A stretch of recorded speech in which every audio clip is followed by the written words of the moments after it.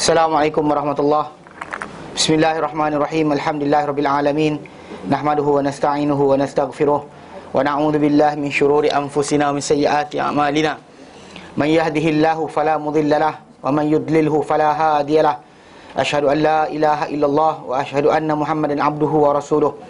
Allahumma salli ala Muhammad wa ala ali Muhammad kama sallaita ala Ibrahim wa ala ali Ibrahim wa barik ala Muhammad wa ala ali Muhammad kama barakta ala Ibrahim wa ala ali Ibrahim fil alamin innaka Hamidum Majid. Rabbi shrah li sadri wa yassir li amri wa hlul 'uqdatam min lisani yafqahu qawli, amma ba'd. Alhamdulillah, kita bersyukur kepada Allah kita dapat lagi bersama-sama untuk kita meneruskan kelas pengajian kita berkenaan dengan manhajut talaqi wal istidlal, tata cara penerimaan ilmu dan juga pendalilan dalam agama. Macam mana kita belajar, macam kita berdalil. Dan kita hari itu dah habiskan pendahuluan dalam buku ni, pendahuluan. Kemudian kita dah ambil berkenaan dengan tata cara pertama, iaitu mengagungkan nas. Bagi ahli sunnah wal jamaah, memang kena, sifat pertama mereka kena ada adalah dalam belajar dan juga memahami dalil adalah mesti pertama sekali dia mestilah pertama ada sifat mengagungkan nas. Mana kalau dia kata dia tak ada sifat ini, masalah, tak diajar benda pun. Kedua, kena ada sifat memastikan kesahihan sunnah, kerana dalam masalah jarak kita dengan Rasulullah SAW 1400 tahun, pembohongan ke atas nama Rasulullah sering berlaku. Manusia akan cuba untuk dapatkan sokongan bagi pahaman ataupun pegangan mereka. Maka dengan sebab itu kita terpaksa memastikan, dan ini bukan setakat kita, zaman daripada sahabat dan tabi'in lagi mereka telah mula menyemak semula. Mana orang bukan bercakap saja qala Rasulullah SAW dan mereka dengar. Zaman Ibn Abbas ni menyatakan, dahulunya kami, kalau anda kata ada orang kata qala Rasulullah SAW, kami hadapkan wajah kami kepada orang berkenaan dan mengalir air mata kami. Tapi bila berlaku saja, dia kata manusia ni mula melakukan yang baik dan yang buruk. Mana semua benda sama aja, tak ada beza di antara yang mulia dan yang hina. Maka dengan sebab itu Ibn Abbas kata, bila orang cakap sama kami tak akan ambil mereka daripada orang kami kenal saja. Muhammad Ibn Sirin pula terangkan, dia kata dahulunya mereka, itu para sahabat dan juga para tabi'in, mengambil semua orang. Bila dengar saja orang cakap kalau Rasulullah SAW, dengar, taat. Tapi bila berlaku fitnah, pembunuhan para sahabat dan sebagainya, maka dan wujudnya mazhab-mazhab Qadariyah dan Jabariyah dan sebagainya, lalu mereka tak akan mengambil, mereka tengok pada orang berkenaan, mereka kata sebut pada kami perawi-perawi kamu. Dia dilihat kepada ahli sunnah, dia ambil hadis-hadis mereka, dan lihat kepada ahli bid'ah, ditinggalkan apa yang mereka sampaikan. So itu sebenarnya pasal pemastian kesahihan sunnah tadi penting. Okay? Kalau tidak, nanti kan ada orang menipu atas nama Rasulullah SAW. Bunyi dia baik, bunyi dia sedap, tetapi bukannya daripada Rasulullah SAW. Bahkan kita kena ingat, dalam Islam ni kita bukan mengatakan satu benda tu baik hanya kerana dia baik ikut akal kita. Okay, kita dah baca itu kan berkenaan dengan masalah bagaimana Rasulullah SAW, benda yang baik ikut nas, ikut akal, belum tu baik ikut syarak. Ingat tak kita baca hadis berkenaan dengan Sa'ad bin Hisham bin Amir dan Sahih Muslim, kita baca itu kan, berkenaan dengan bagaimana dia ni orang yang baik. Yalah, dia niat dia baik, dia cerai bini dia nak jual harta dia di Madinah, dia pergi ke Madinah nak jual harta dia, nak beli senjata, beli kenderaan untuk jihad fisabilillah sampai mati, lawan dengan Rom. Ketika itu zaman dia tu Rom sedang diperangi oleh Islam. Lalu dia punya niat tadi, kalau kita sebut di hadapan semua orang akan kata, baguslah, kan apa salahnya dia nak devote diri untuk Allah Subhanahu Wa Taala. Bahkan mulia, baik, dia cerai bini dulu supaya bini boleh kahwin dengan orang lain, tak payah nangis-nangis kalau dia mati. Ikut akal. Tapi apabila dia pergi ke Madinah, orang-orang Madinah kata dengan dia, dulu ada 6 orang daripada kabilah dia nak buat benda yang sama. Jumpa Rasulullah, diorang cerai bini, jual harta untuk beli senjata dan kenderaan, jihad fisabilillah sampai mati. Maka Nabi SAW tegur mereka, dan Nabi larang mereka buat benda berkenaan. Dan Nabi kata pada mereka, alaisa lakum fiyya uswah, tidak adakah untuk kamu pada diriku sebarang tauladan. Tidak adakah untuk kamu pada diriku sebarang tauladan. Maksudnya Nabi kata, korang ni nak masuk syurga Allah Ta'ala, nak dapat kedudukan yang tertinggi, bukankah aku ni contoh kamu? Mereka aku tak buat, kenapa kamu nak kena buat? Soalan mudah lah kan, Nabi kata. Bahkan lepas daripada tu, dia lepas dengar benda berkenaan, dia cakap dengan orang yang cerita pada dia, persaksikanlah aku rujuk balik isteri aku, dia kata. Dia cerai bini dia rujuk balik. Kemudian dia pun mula jumpa Ibn Abbas, dia tanya berkenaan dengan solat malam. Ibn Abbas kata jumpa Aisyah. Dia jumpa Aisyah, tanya tentang solat malam Nabi SAW. Dia nak ibadat, tapi ibadat yang paling baik selepas solat fardu adalah solat malam. Maka dia nak tahu cara berkenaan, jumpa para sahabat tanya. So dia jumpa Aisyah radhiyallahu anha, Aisyah cerita kepada dia sifat solat malam Nabi SAW, berapa rakaat Nabi solat, bentuk panjang dia sebagainya. So jadi secara tak langsung di situ yang kita dapat lihat keinginan kebaikan seseorang tu jangan ikut akal. Faham? Dengan sebab itu kita kata nas Quran dan sunnah Nabi, nas sunnah lah. Quran kita tak ada masalah untuk dia adalah sahih. Tapi kalau sunnah dia mungkin ada masuk dalam tu pembohongan daripada orang-orang yang nak memenangkan pendapat dia. Menipu atas nama Rasulullah ni kerap berlaku. Orang jual apa?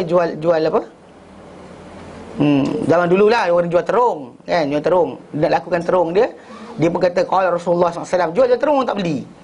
Lepas tu dia pun sabda qala Rasulullah sallallahu alaihi wasallam. Dalam sabda Rasulullah SAW, bazinjan, terung, syifa min kulli da', ubat segala penyakit. Ini dia buat. Zaman dulu berlaku benda ni, bahkan dalam saya belajar mustalah hadis, tajuk ni penting pasal dia diketahui bahawa telah berlaku. Zaman kita banyak lagi yang kata apa, contoh macam saya tegur kan dalam yang apa website Juz.guru tu. Kan dia kata dia letakkan hadis dia berbunyi makanlah zaitun dan pakailah minyak dengannya. Kerana dia yang hadis yang dalam Sunan Tirmizi yang betul lafaznya adalah kerana ia daripada pokok berkat. Fa innaha min syajaril barakah. Itu yang dalam hadis Nabi SAW datang diorang letak makanlah zaitun, pakailah minyak dengannya kerana dia boleh mengubat 70 jenis penyakit termasuk kusta. Saya bagi email, diorang diam tak jawab. Tapi lepas tu saya ingat hilang dekat muka depan tu. Mula kan dekat dia naik kan. Tapi lepas tu punya ada dekat dia nak beli minyak zaitun tu ada lagi. Masih ada lagi. Tapi tak adalah kita tengoklah benda tu. Yang pentingnya maksud dia nak lakukan barang biasa manusia akan pakai macam tu. Tu masalah dia. Jadi secara tak langsung kita dapati benda ni penting untuk memastikan kesahihan sunnah. Pasal lebih-lebih lagi setelah berlakunya banyak fahaman dan pencanggahan pemikiran. Okey, jadi dengan sebab itu usul kedua ahli sunnah adalah memastikan kesahihan sunnah. Yang ketiga yang sedang kita bahaskan sekarang adalah bahawa dalam memahami dalam kita ahli sunnah wal jamaah, dalam memahami nas, mereka bersandar pada mereka betul faham nas. Ini di antara kita kata nikmat terbesar Allah Ta'ala berikan setelah masuk Islam seseorang itu. Maka benda paling besar dia dapat lepas dia masuk Islam adalah macam disebut oleh Ibn Qayyim Al-Jauziyah, dia kata betul faham, elok niat. Betul faham. Mana dia bila datang nas Quran dan hadis Nabi SAW, dia tak ada masalah untuk faham dengan betul. Maka itu nikmat terbesar. Yang kedua ataupun yang utama adalah betul niat. Niat betul mesti wajib. Tapi apa? Betul faham pun mesti juga. Kalau kata orang tu pasal bahkan kita minta tiap-tiap hari jangan jadi golongan yang salah niat atau salah faham dengan lafaz siratal ladzina an'amta 'alaihim ghairil maghdubi 'alaihim waladdallin. Jalan kau beri nikmat ke atas mereka. Kita minta, ya Allah, kami minta kepada Engkau jalan yang lurus. Jalan lurus tadi adalah jalan orang kau beri nikmat ke atas mereka. Bukan jalan orang kemurkai, bukan jalan orang-orang yang sesat. Mana orang yang dimurkai tadi dibahaskan, kita kata orang kata Yahudi. Tapi Yahudi tadi dia adalah satu sifat. Dia adalah satu kumpulan. Tapi yang kita nak tengok sifat dia. Jangan kita tumpu pada Yahudi saja. Tapi sifat dia, siapa menyerupai mereka. Pasal Nabi kata dalam hadis yang sahih, Nabi kata man tasyabaha biqaumin fahuwa minhum. Barang siapa menyerupai satu kaum tadi, maka dia golongan mereka. Itu sebab kenapa kita diperingatkan tentang perangai mereka yang tak hidup, supaya jangan jadi macam tu. Jadi antara sifat mereka yang paling besar dalam masalah kita kata apa berlaku pada antara mereka dengan Musa, mereka dengan nabi-nabi yang lain daripada Bani Israel, adalah mereka ni sentiasa ada panggil apa, dubious, mana sifat niat jahat. Every time Nabi tu suruh macam ni, dia lari sini. Nabi tu suruh sini, dia lari sini. Dia akan sentiasa lari. Kalau boleh suruh ibadat, dia lari juga. Macam dia kata hari Sabtu, jangan tangkap ikan, dia tak palung. Bila kata suruh masuk bandar, tunduk, sebut hittah, dia masuk tunduk, bukan tunduk, dia tongging punggung, dia masuk hintah. Every time datang arahan, dia akan try terbalikkan. Tak pernah dia nak patuh. Kenapa? Pasal Tuhan dah sayang kita, lantakkanlah apa yang kita nak buat. Hanya masalah dia. Jadi secara tak langsung sentiasa niat dia tak pernah sincere. Kan kita bincang itu, tak ada ketulusan kepada Allah Subhanahu Wa Taala dan Rasulnya. Mana tidak ada sifat keterbukaan untuk menerima arahan. Bahkan dia tak gembira pun kan dapat arahan. Sedangkan seorang mukmin yang percaya Allah Taala Tuhan dia, Muhammad utusannya, ataupun para nabi telah diutuskan, mereka bila dapat arahan, mereka gembira. Sebab apa tahu? Sebab mereka buat benda tadi memang dapat confirmation ini adalah benda yang Tuhan pencipta alam ini nak dia buat. Mana kat situ ada jaminan, ada assurance pada diri dia, dia akan selamat. Macam kita kata bila orang kata kita, macam kita tak tahu kita selamat ke tidak. Memang kita kata kita tak tahu apa yang akan datang. Tapi bila Nabi kata dalam hadis yang dalam contoh macam Allah Ta'ala surah, Nabi kata dalam Al-Quran Karim, kita kata Allah Ta'ala kata dalam surah Al-Imran ayat 31, Allah Ta'ala kata, "Qul," katakan Muhammad, "in kuntum tuhibbunallah." Kalau semua cintakan Allah Ta'ala, kamu cinta Allah, fattabi'uni, ikut aku. Kalau kamu ikut aku, ikut Rasulullah SAW, ikut Muhammad SAW, yuhibbukumullah, Allah Ta'ala akan cinta kamu. Wa yaghfir lakum dhunubakum, Allah Ta'ala ampun untuk kamu dosa-dosa kamu. Maksud dia jaminan. Mana ini kamu nak ini, kamu buat ini, kamu dapat. Bahkan lebih lagi. Bahkan bukti orang tu cinta Allah Ta'ala, ikut Rasulullah. Bahkan untuk dia dapat cinta Allah Ta'ala, ikut Rasulullah. Itu assurance yang kita kata tak ada yang lain. Pasal bila kita kata apa kita dah buat. Dan bahkan Nabi kata dalam hadis yang sahih, Nabi kata apa? "Kullu ummati dakhal jannah illa man aba." Semua umatku akan masuk syurga kecuali man aba. Siapa yang enggan. Lepas tu para sahabat kata, "Ya Rasulullah, faman ya'ba?" Faman ya'ba, siapakah orang yang enggan? Nabi kata apa? "Man ata'ani dakhalal jannah." Bersiapa mentaati aku maka dia masuk syurga. "Wa man asani faqad aba." Bersiapa mengingkari aku maka dia telah enggan. Dia telah ingkar. Dan semua akan masuk syurga kecuali siapa yang enggan dan ingkar saya. Maksudnya benda tu dah ada assurance, ada jaminan. Maka anda bersifat dengan sifat tadi, dan doa Allah Ta'ala terimalah amal anda. Habis cerita. Tak usah pening kepala macam apa jadi, tak terbang-terbang pun lagi kan. Lama dah belajar. Datang belajar harfiah, belajar macam-macam kan. Tak pernah jadi mukjizat dia. Apa? Karamah ha? Tak ada karamah pun. Itu masalah kita. Kerana apa? Salah faham. Jadi mana pihak pertama salah niat. Ini kumpulan Yahudi. Yang kedua kumpulan yang kita dhalin. Dhalin, orang-orang yang sesat. Yang sesat tadi adalah salah faham. Jadi untuk belajar dua-dua sekali, kita kata salah niat tu nanti belajarlah berkenaan tajuk apa, penyucian jiwa dan sebagainya. Di situ untuk betulkan niat kita. Tapi untuk salah faham, ini kita akan bincangkan. Kerana ini adalah benda penting, perkara penting yang kita ada kaedah khas untuk memahami macam mana orang tu boleh salah faham. Boleh salah faham. Mana ada dah nas. Mana nas sahih. Dan orang yang mendengar nas tadi ada sifat mengagungkan nas. Tapi jangan salah faham. Pasal kalau dia salah faham, maka akan timbullah apa yang berlaku. Macam-macam lah kita kata, macam baca hadis tunjuk bab ni, dia tunjuk bab lain. Contoh macam kita baca hadis berkenaan dengan orang yang di hari akhirat nanti, Nabi kata di dunia ni, dia cakap dengan anak dia, dia kata kalau abah mati, bakarlah mayat abah, kemudian ambil tulang abah, kisarlah. Dan Sahih Bukhari Muslim ni, kisar, kemudian bila hancur tu ambil tulang abah tu, tunggu hari berangin campak separuh, tunggu pergi ke laut campak separuh. Bila di hari akhirat digabungkan jasad dia semula, lalu dia pun apa? Dia pun bila Allah tanya kepada dia, kenapa kau buat apa yang kau buat? Dia jawab. Dia kata min khasyatik, sebab takutkan kau. Maka Allah Ta'ala kata dengan dia, aku ampun kau dengan sebab ketakutan kau, masukkan kau dalam syurga. Allah Ta'ala ampunkan dosa dia. Dia sebenarnya tahu, dia ni mukmin, bukan orang memandai saja. Dia tahu ketakutan dia Allah Ta'ala adalah tulen. Okey, daripada hadis ini tadi, apa yang anda dapat pelajaran? Apa sebenarnya kita dapat? Sepatutnya. Okay, yang sepatutnya adalah ketakutan yang tulen kepada Allah akan menyelamatkan kita. Bukan kat akhirat, kat sini. Kalau kat dunia ni, kat dunia je. Kalau kat akhirat takut tak guna dah. Nampak semua sekali. Malaikat dah lempang-lempang dah. Jadi memang takut, patut lagi takut. Tapi dekat sini sekarang ni, ketakutan yang betul. Takut kepada Allah Ta'ala, dia boleh menyelamatkan seorang hamba. Tetapi jangan salah faham pula. Salah faham dia apa? Lepas ni kata, betul rupanya orang Hindu bakar mayat. Dia kata kerana nak selamatkan daripada hukuman Allah Ta'ala. Barangkali diorang lah orang tak boleh lah macam tu. Jangan pula lepas ni buat wasiat lah. Lepas belajar hadis tu, wasiat pada anak-anak, bakarlah mayat mak. Kalau mak mati, bakarlah mayat mak. Ni jenuh orang berkata macam tu. Benar ni ajaran Yayasan Taklim kata. Hadis Nabi tu betul sahih, tapi jangan salah faham. Dia connect kita, dia salurkan kita kepada supaya takut Allah Ta'ala dengan betul. Akan menyelamatkan kita. Bukannya suruh kita wasiat pada anak kita, tiru macam orang tadi, bakar mayat, kemudian suruh serakkan abuk. Macam orang buat, orang Saleh ada buat, orang Cina ada buat, orang India ada buat, macam-macam buat macam tu. Bukan macam tu. Jangan salah faham. Faham tak? Maksud dia nasah anda salah faham, anda kan masalah. Dia baca lain, macam kita baca itu berkenaan dengan hadis Nabi SAW yang kes darah Nabi diminum tu kan. Oleh ada para sahabat Nabi berbekam, hadis sahih. Kemudian dia bawa lari, Nabi suruh dia buang, dia pergi minum. Lalu satu lagi hadis berkenaan dengan isteri Nabi tidur tengah malam, minum air kencing Nabi SAW. Nabi kencing yang bekas sebelum besok pagi nak buang kan. Tak nak keluar pun malam. Jadi dia tengah malam dia dahaga sangat, dia dah terminum air kencing. Hadis sahih. Tetapi bukan maksud dia benda tu. Hadis tu datang untuk cerita apa? Nabi punya tubuh badan bersih, suci, tidak hancing, tidak hanyir, tidak busuk. Tu je yang boleh dibaca. Datang orang yang tak pandai, dia baca apa?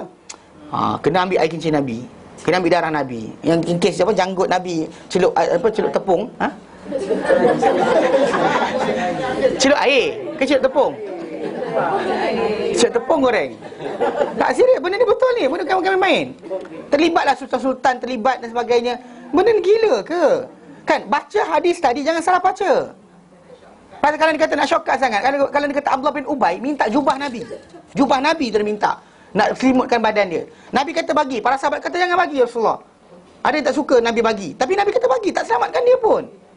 Manakala dia kata dia nak minta benda berkenaan, tak selamat apa pun. Nothing. Manakala baju tu ada peluh Nabi pun, tapi oleh kerana yang pakai itu adalah Abdullah bin Ubay, yang sarung atas badan dia adalah Abdullah bin Ubay, tak guna pun. Nothing. Kosong. Nabi kata tak ada faedah pun. Maka Allah Ta'ala confirmkan pula kalau Nabi minta ampun untuk dia pun 70 kali pun Allah takkan ampunkan. Banyak sekali. Maksud dia jangan suka cari shortcut. No. Mana kita effort tak buat, struggle tak ada, tak nak belajar, tiba-tiba macam pegang ni masuk syurga.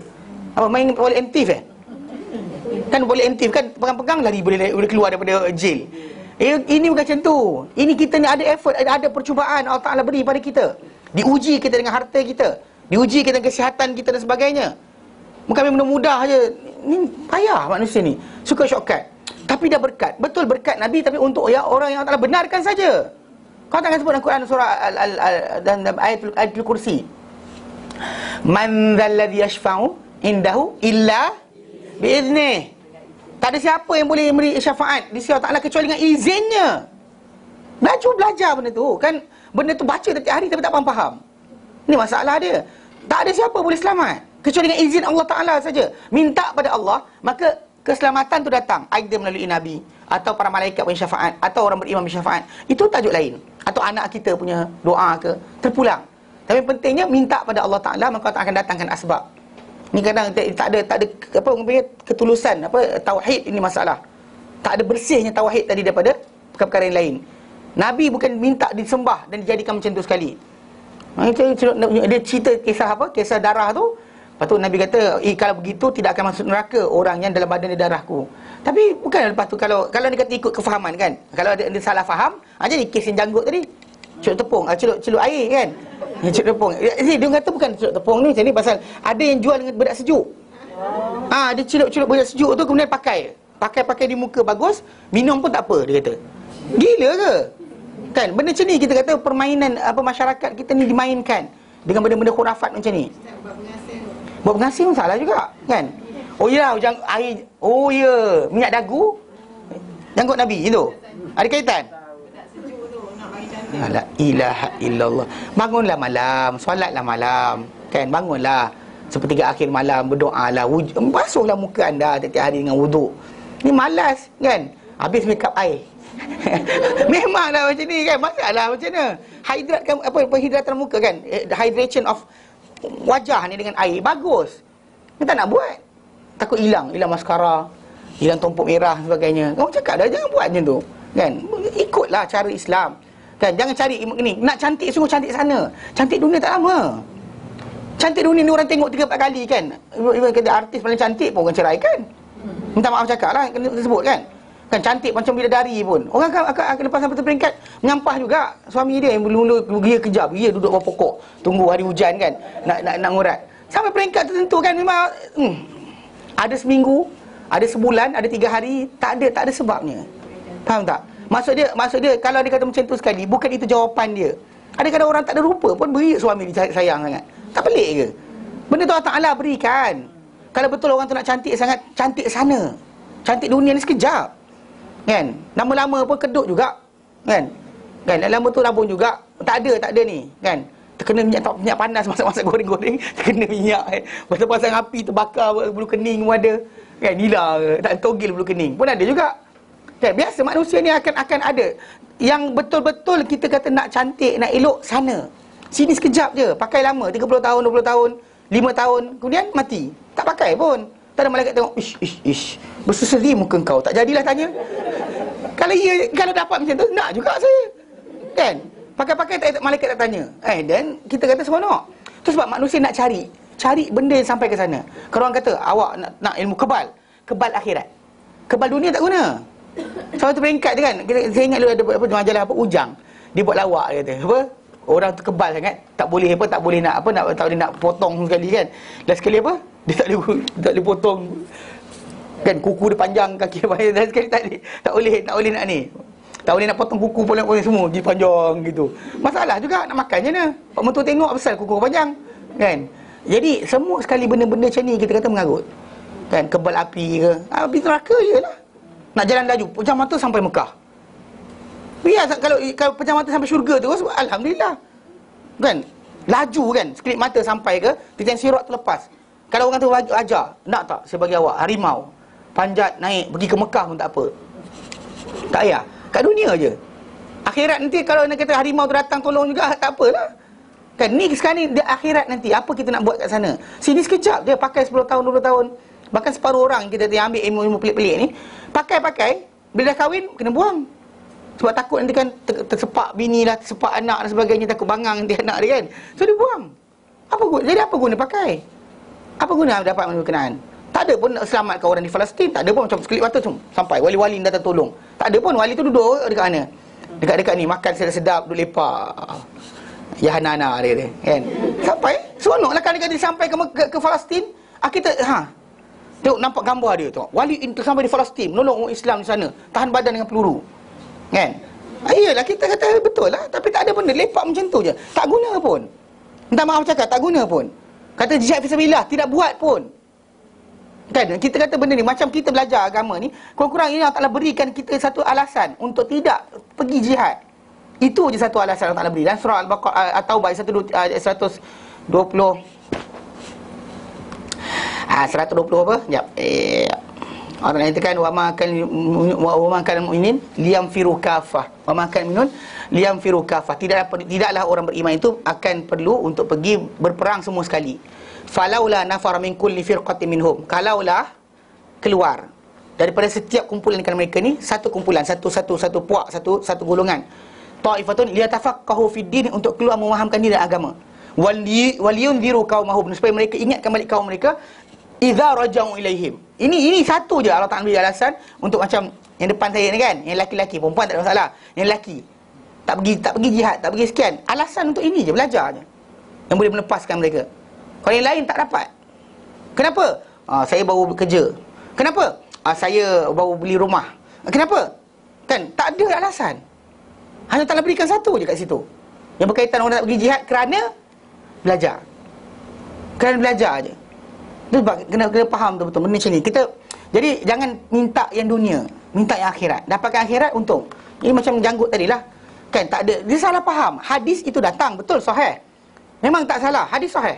Dan kita ada sifat mengagungkan nas. Tapi faham dengan jangan silap faham. Salah faham kita akan jadi macam ni lah. Pergi cari benda ni, cari benda tu. Kan amal tak buat. Belajar, hafal Quran tidak. Tapi apa? Saya buat cari, mana kubur wali-wali?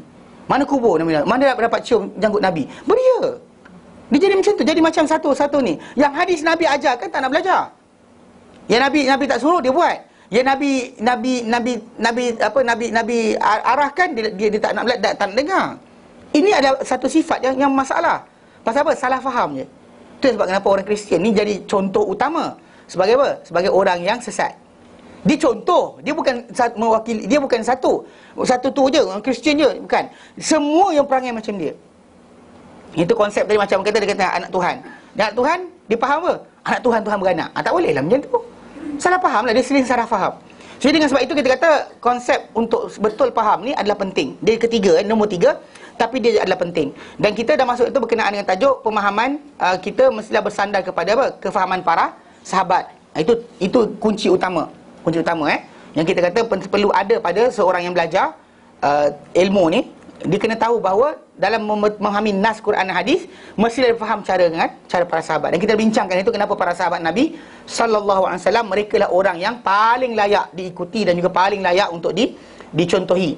Kerana Allah Ta'ala bersihkan mereka. Ni para sahabat bukan macam kita. Dibersihkan Allah Ta'ala daripada sebarang sifat yang kita panggil contoh ni lah.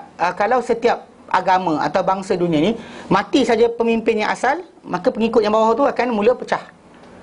Tak kira mana-mana. Saya tengok bahkan ada tempat-tempat tertentu dekat macam kat Yaman dan sebagainya, mana ulama' tu seorang tu, ulama' tu bagus, tapi bila dia mati saja, anak murid dia lepas tu scattered, bertelagah, balah dan sebagainya.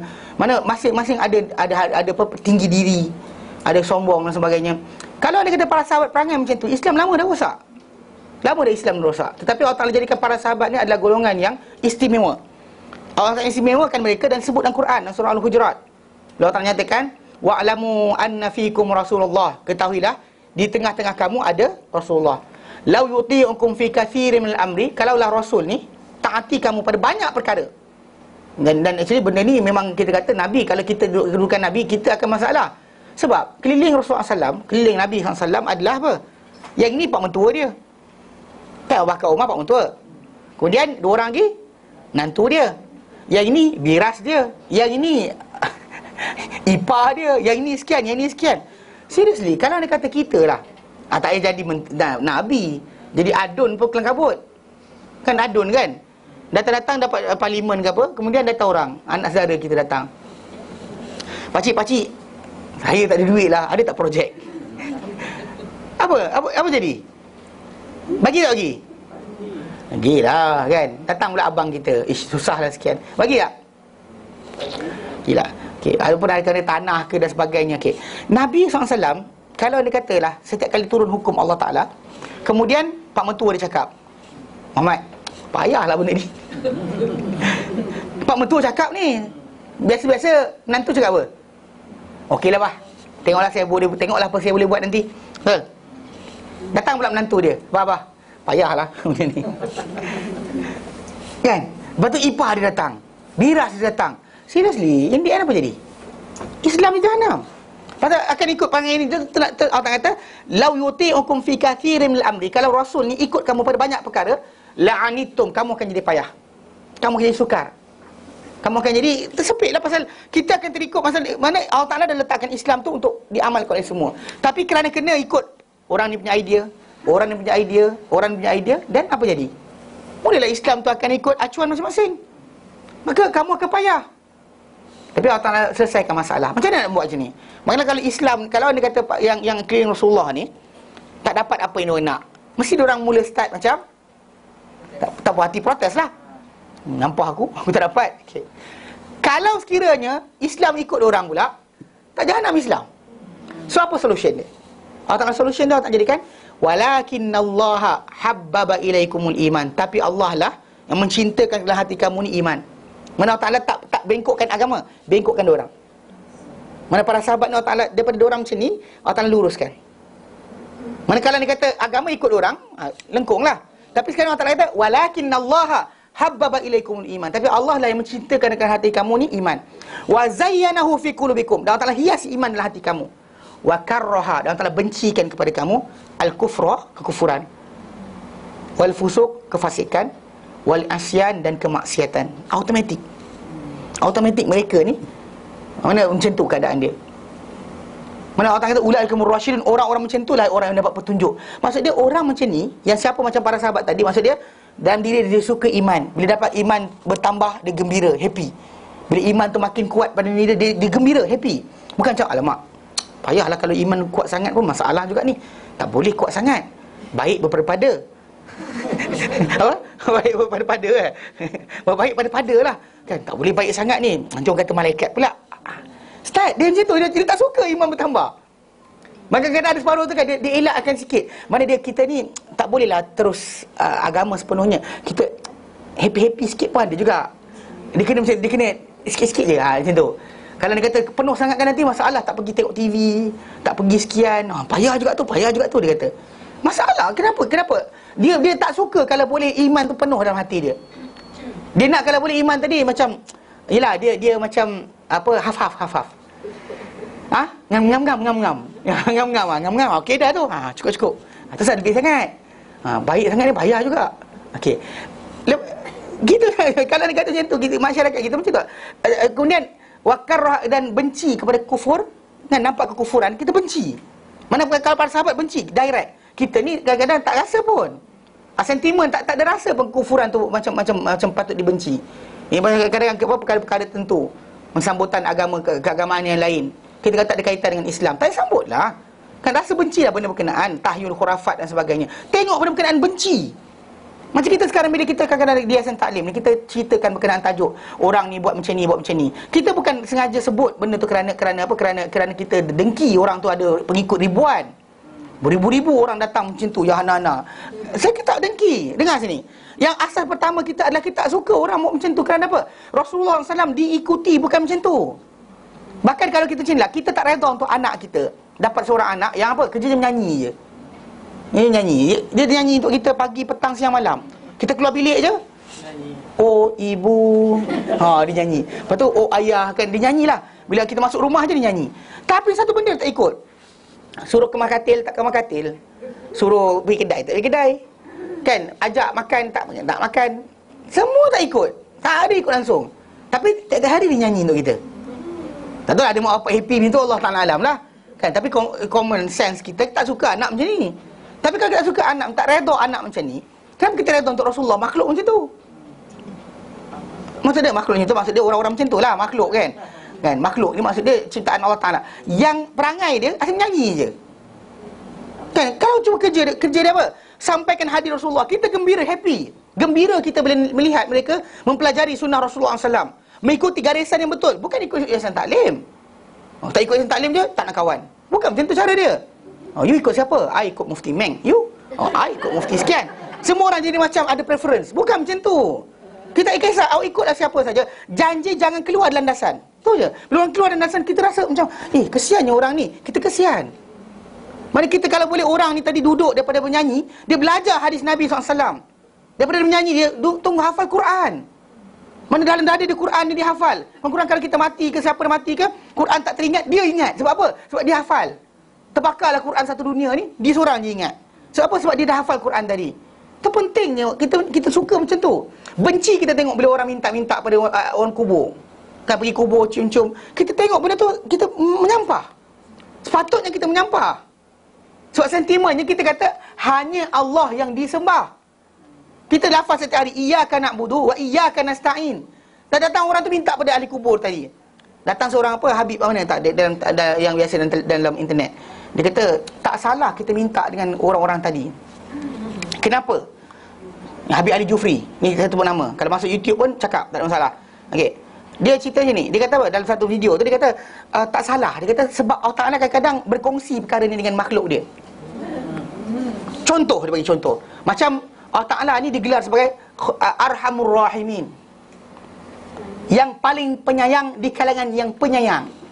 Maka kalau dia paling penyayang di kalangan penyayang, maksud dia ada yang penyayang juga yang setara dengan dia, tapi dia lagi tinggi. Khairul Raziqin, sebaik-baik yang berrezeki.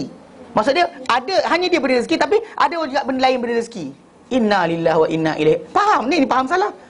Dia baca macam tu. Jadi dia juga menyahut doa hanya dia, tapi pula. Nampak? Dia mainkan, maksud dia Allah Ta'ala kongsi. Macam mana Allah Ta'ala kongsi? Nabi ajar, Ibn Abbas kata tak belajar. Kata musnid, bersanadlah, ada hadis dan sebagainya. Nabi ajar pada Ibn Abbas apa? Wa idza sa'alta fas'alillah wa idza sta'anta fasta'in billah. Bila kamu nak minta tolong, minta pada Allah. Minta tolong pada Allah. Dan itu kita zahirkan dalam apa? Dalam lafaz Fatihah kita tiap hari. Iyyaka na'budu wa iyyaka nasta'in. Hanya di Kau kami sembah, hanya di Kau kami minta pertolongan. Masalah pertolongan itu datang melalui siapa, terpulanglah. Kalau tak hantar syaitan sekalipun tolong kan. Kita jatuh syaitan tu tahankan. Lantakkan tu. Kita minta Allah Ta'ala yang datang tolong kita, tak kira siapa. Kita minta, kau minta siapa? Minta Allah Ta'ala. Apa jadi tak tahu. Yang penting tadi adalah pertolongan itu sampai, tapi melalui jalan Allah Ta'ala nak. Jangan pula, ya Allah aku minta pertolongan Kau, ya Allah aku tak ada rezeki. Datang orang apa? Menang duit loteri bagi kat kita. Itu banganglah pula kita ambil. Salah lah. Itu confirm, jelas. Tapi yang lain-lain tu Allah Ta'ala nak bantu, dia bantu dengan cara dia. Kita bukan cara kita, bukan kita fikirkan macam tu. Minta pada dia, harap pada dia. Datang pertolongan, ikut cara yang dia nak. Faham? Bukan sedebuk datang makanan dari langit, bukan. Tak mungkin orang ajak kita makan, mungkin sekian, kita lapar kan, minta pada Allah Ta'ala. Tapi cara dia nak hantar makanan tadi bukan mesti makanan turun ni turun macam tu kan. Bukan macam tu kan, tak ada pula turun makanan dari langit dia kata, kan? Bukan macam tu. Tunggulah, mungkin datang tadi kan, dapat duit, mungkin orang ajak makan kan, jom pergi kenduri, orang ajak pergi kenduri, pergilah makan, apa masalah dia. Doa tu tadi kita minta, macam Musa minta kan Musa duduk kat bawah pokok, kan dia Nabi, tapi cuma waktu tu tak lantik lagi lah. Tapi dia duduk bawah pokok tu, dia kan lepas dia tolong perempuan tu, dia kata apa? Rabbi, Tuhanku, ini sungguhnya aku, lima anzalta ilayya min khairin, kepada apa yang kau turun kepadaku daripada kebaikan, itu rezeki. Fakir, aku amat-amat memerlukan. Aku amat-amat memerlukan. Dia lapar. Tapi Allah Ta'ala jadikan apa? Yang datang siapa? Budak perempuan yang ditolong tadi. Faja'at ihdahuma tamshi 'ala istihya. Wa qalat, maka datang pada Musa salah seorang dengan dua perempuan yang dia tolong tu dalam keadaan malu-malu. Wa qalat, dia kata, inna abi yad'uka liyajzaka ajra ma saqaita lana. Bapa kami panggil engkau supaya nak bagi upah pada engkau di atas apa yang engkau tolong tuang, siram tolong tuang ambil minuman untuk kami. Mana nampak tak? Mana memang doa, tapi Allah Ta'ala datangkan dengan apa? Perempuan datang. Bukan bagi dalam langit itu, kan? Relax lah kan. Nabi pun diberikan macam tu. Ini kan pula kita. Relax lah kan. Kita faham tu betul. Pasal benda-benda macam ni kita kata, rasa benci dengan orang yang menyembah selain Allah Ta'ala. Rasa benci orang minta selain Allah Ta'ala. Kena ada. Kita kadang benda tu tak ada. Para sahabat awal-awal lagi tak boleh tengok benda tu. Sebab kenapa mereka tak buat benda ni? Mereka tak buat benda berkenaan. Tak ada timbul dalam perangai mereka mengada-adakan perkara tadi.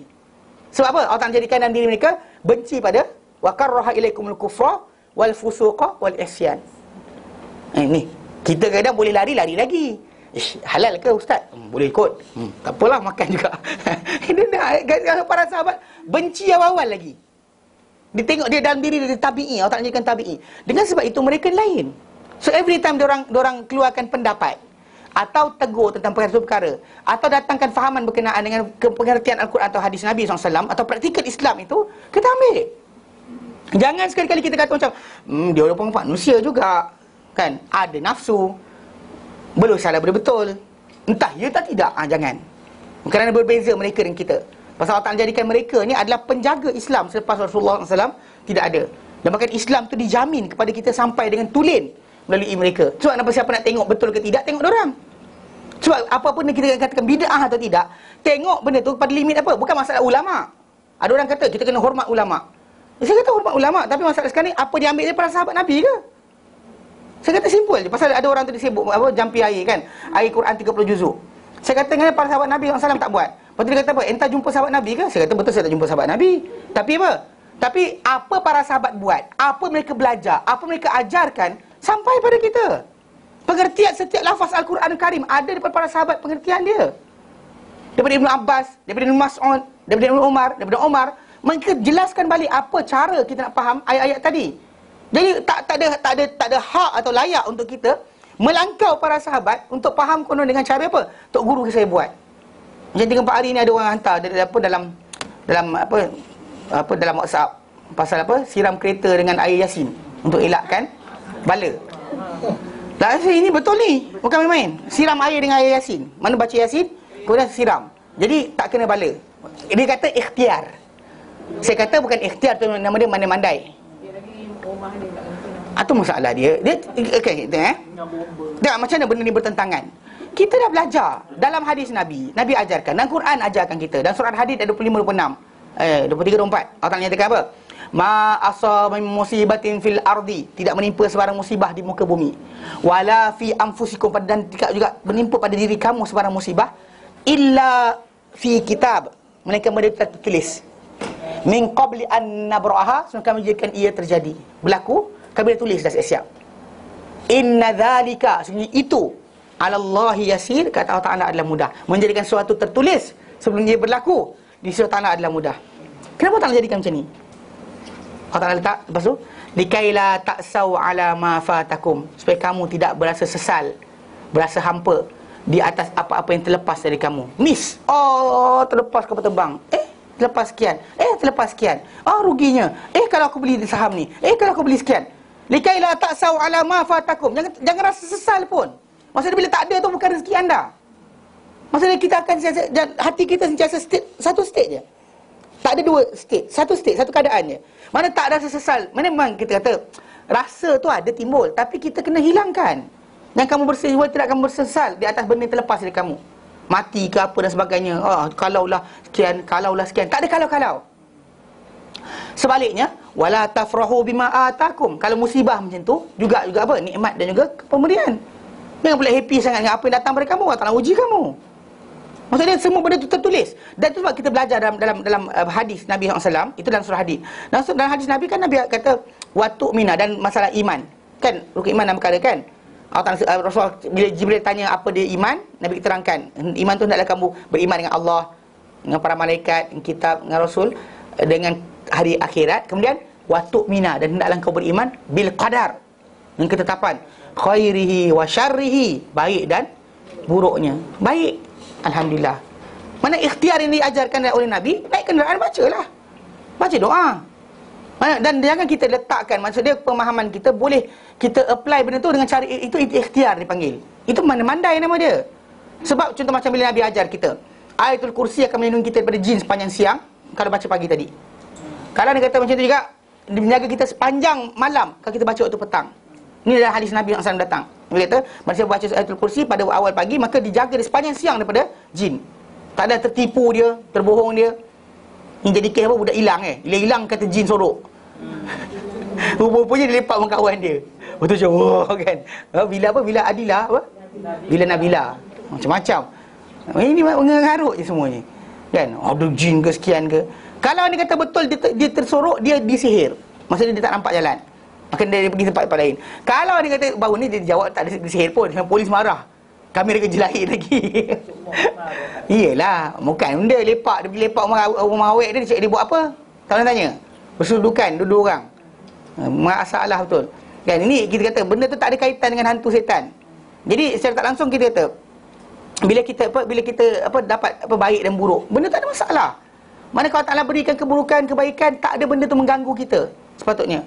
Sebab kita ada beriman dengan apa? Wa tu'mina bil qadar khairihi wa syarrihi. Baik dan buruk dia. Bukannya berkaitan tajuk masalah kita. Usaha buat, tak ada masalah. Tapi usaha tadi dengan betul. Bila Nabi kata baca ayat kursi akan selamat kita, baca, bukan gantung. Tak baca pun tak apa ustaz, gantung ni ikhtiar juga. Matilah macam tu. Quran ni diamalkan. Yang amalkan ustaz boleh letak atas kepala setiap hari. Ini ikhtiar juga. Tak baca pun tak baca, letak atas kepala ikat. Macam apa ada siapa tah dulu. Apa yang ni budak ni masalah juga. Macam banyak betul orang mengarut. Dia kita kata apa mufti dia dilantik sebagai pakar rujuk fiqh Syafi'i Oxford. Ada dulu dah masuk kat ni. Jadi dia kata pakai apa? Kan orang pakai apa kat kepala? Yang orang pergi dapat ijazah tu. Dia kata zaman dulu sebenarnya atas tu Quran. Ikat apa? Motabot. Dia kata motabot tu sebenarnya dulu ikat dengan Quran atas tu. Aku masalah tu dah ni. Kan? Quran diikat atas kepala, bukan baca, bukan amalkan, bukan laksanakan. Ikat atas kepala. Nampak tak? Apa jadi sebenarnya macam ni? Kan? Mana ikhtiar tadi pada kadar dia, pada kedudukan dia. Dengan doa, bangun malam, minta pada Allah Ta'ala. Bukannya dengan cara tadi. Kan? Conteng kat kereta ke? Yang payah sangat kan takut ni, conteng kat kereta. Panggil budak buat khot. Kat sini Allah, Muhammad. Lampu belakang apa? Lampu awakar Umar. Apa pasal? Tak betul tak? Idea ni, idea apa ni? Mana ikhtiar bertabarruk main berkat dengan apa, dengan nama-nama para sahabat. Dekat pedal dia ingat, dekat tepi enjin Ali. Dekat tepi Osman. Gila ke? Ikhtiar. Ini mandai-mandai nama dia. Jangan try kita kata letakkan pada ayat Quran atau cara tertentu daripada pembacaan Quran, kita tanggungkan dengan satu tugasan. Contoh macam Yasin, ayat Yasin. Kita kata ini boleh menyelamatkan daripada bala. Maksud dia kita tanggungkan Yasin tadi dengan menolak bala, menolak kecelakaan. Faham tak? Saya pernah terang kan. Ni untuk apa? Menulis. Bukan korek hidung? Bukan korek telinga? Bukan okey. Kalaulah saya, katakanlah kita kata Tuan Haji punya kereta rosak, kita panggil Ustaz Adli tolong tolakkan. Kalau kita auto tak guna tolak, yang tolak lah tak guna pun. Kata kereta manual, tolong tolak. Saya pun kata, sekejap Tuan Haji, saya nak ambil pen saya kat atas. Kenapa? Saya nak tolak kereta kena pakai pen. Ni untuk apa? Tapi pakai untuk tolak kereta. Boleh? Maksud dia tugasan dia apa sepatutnya?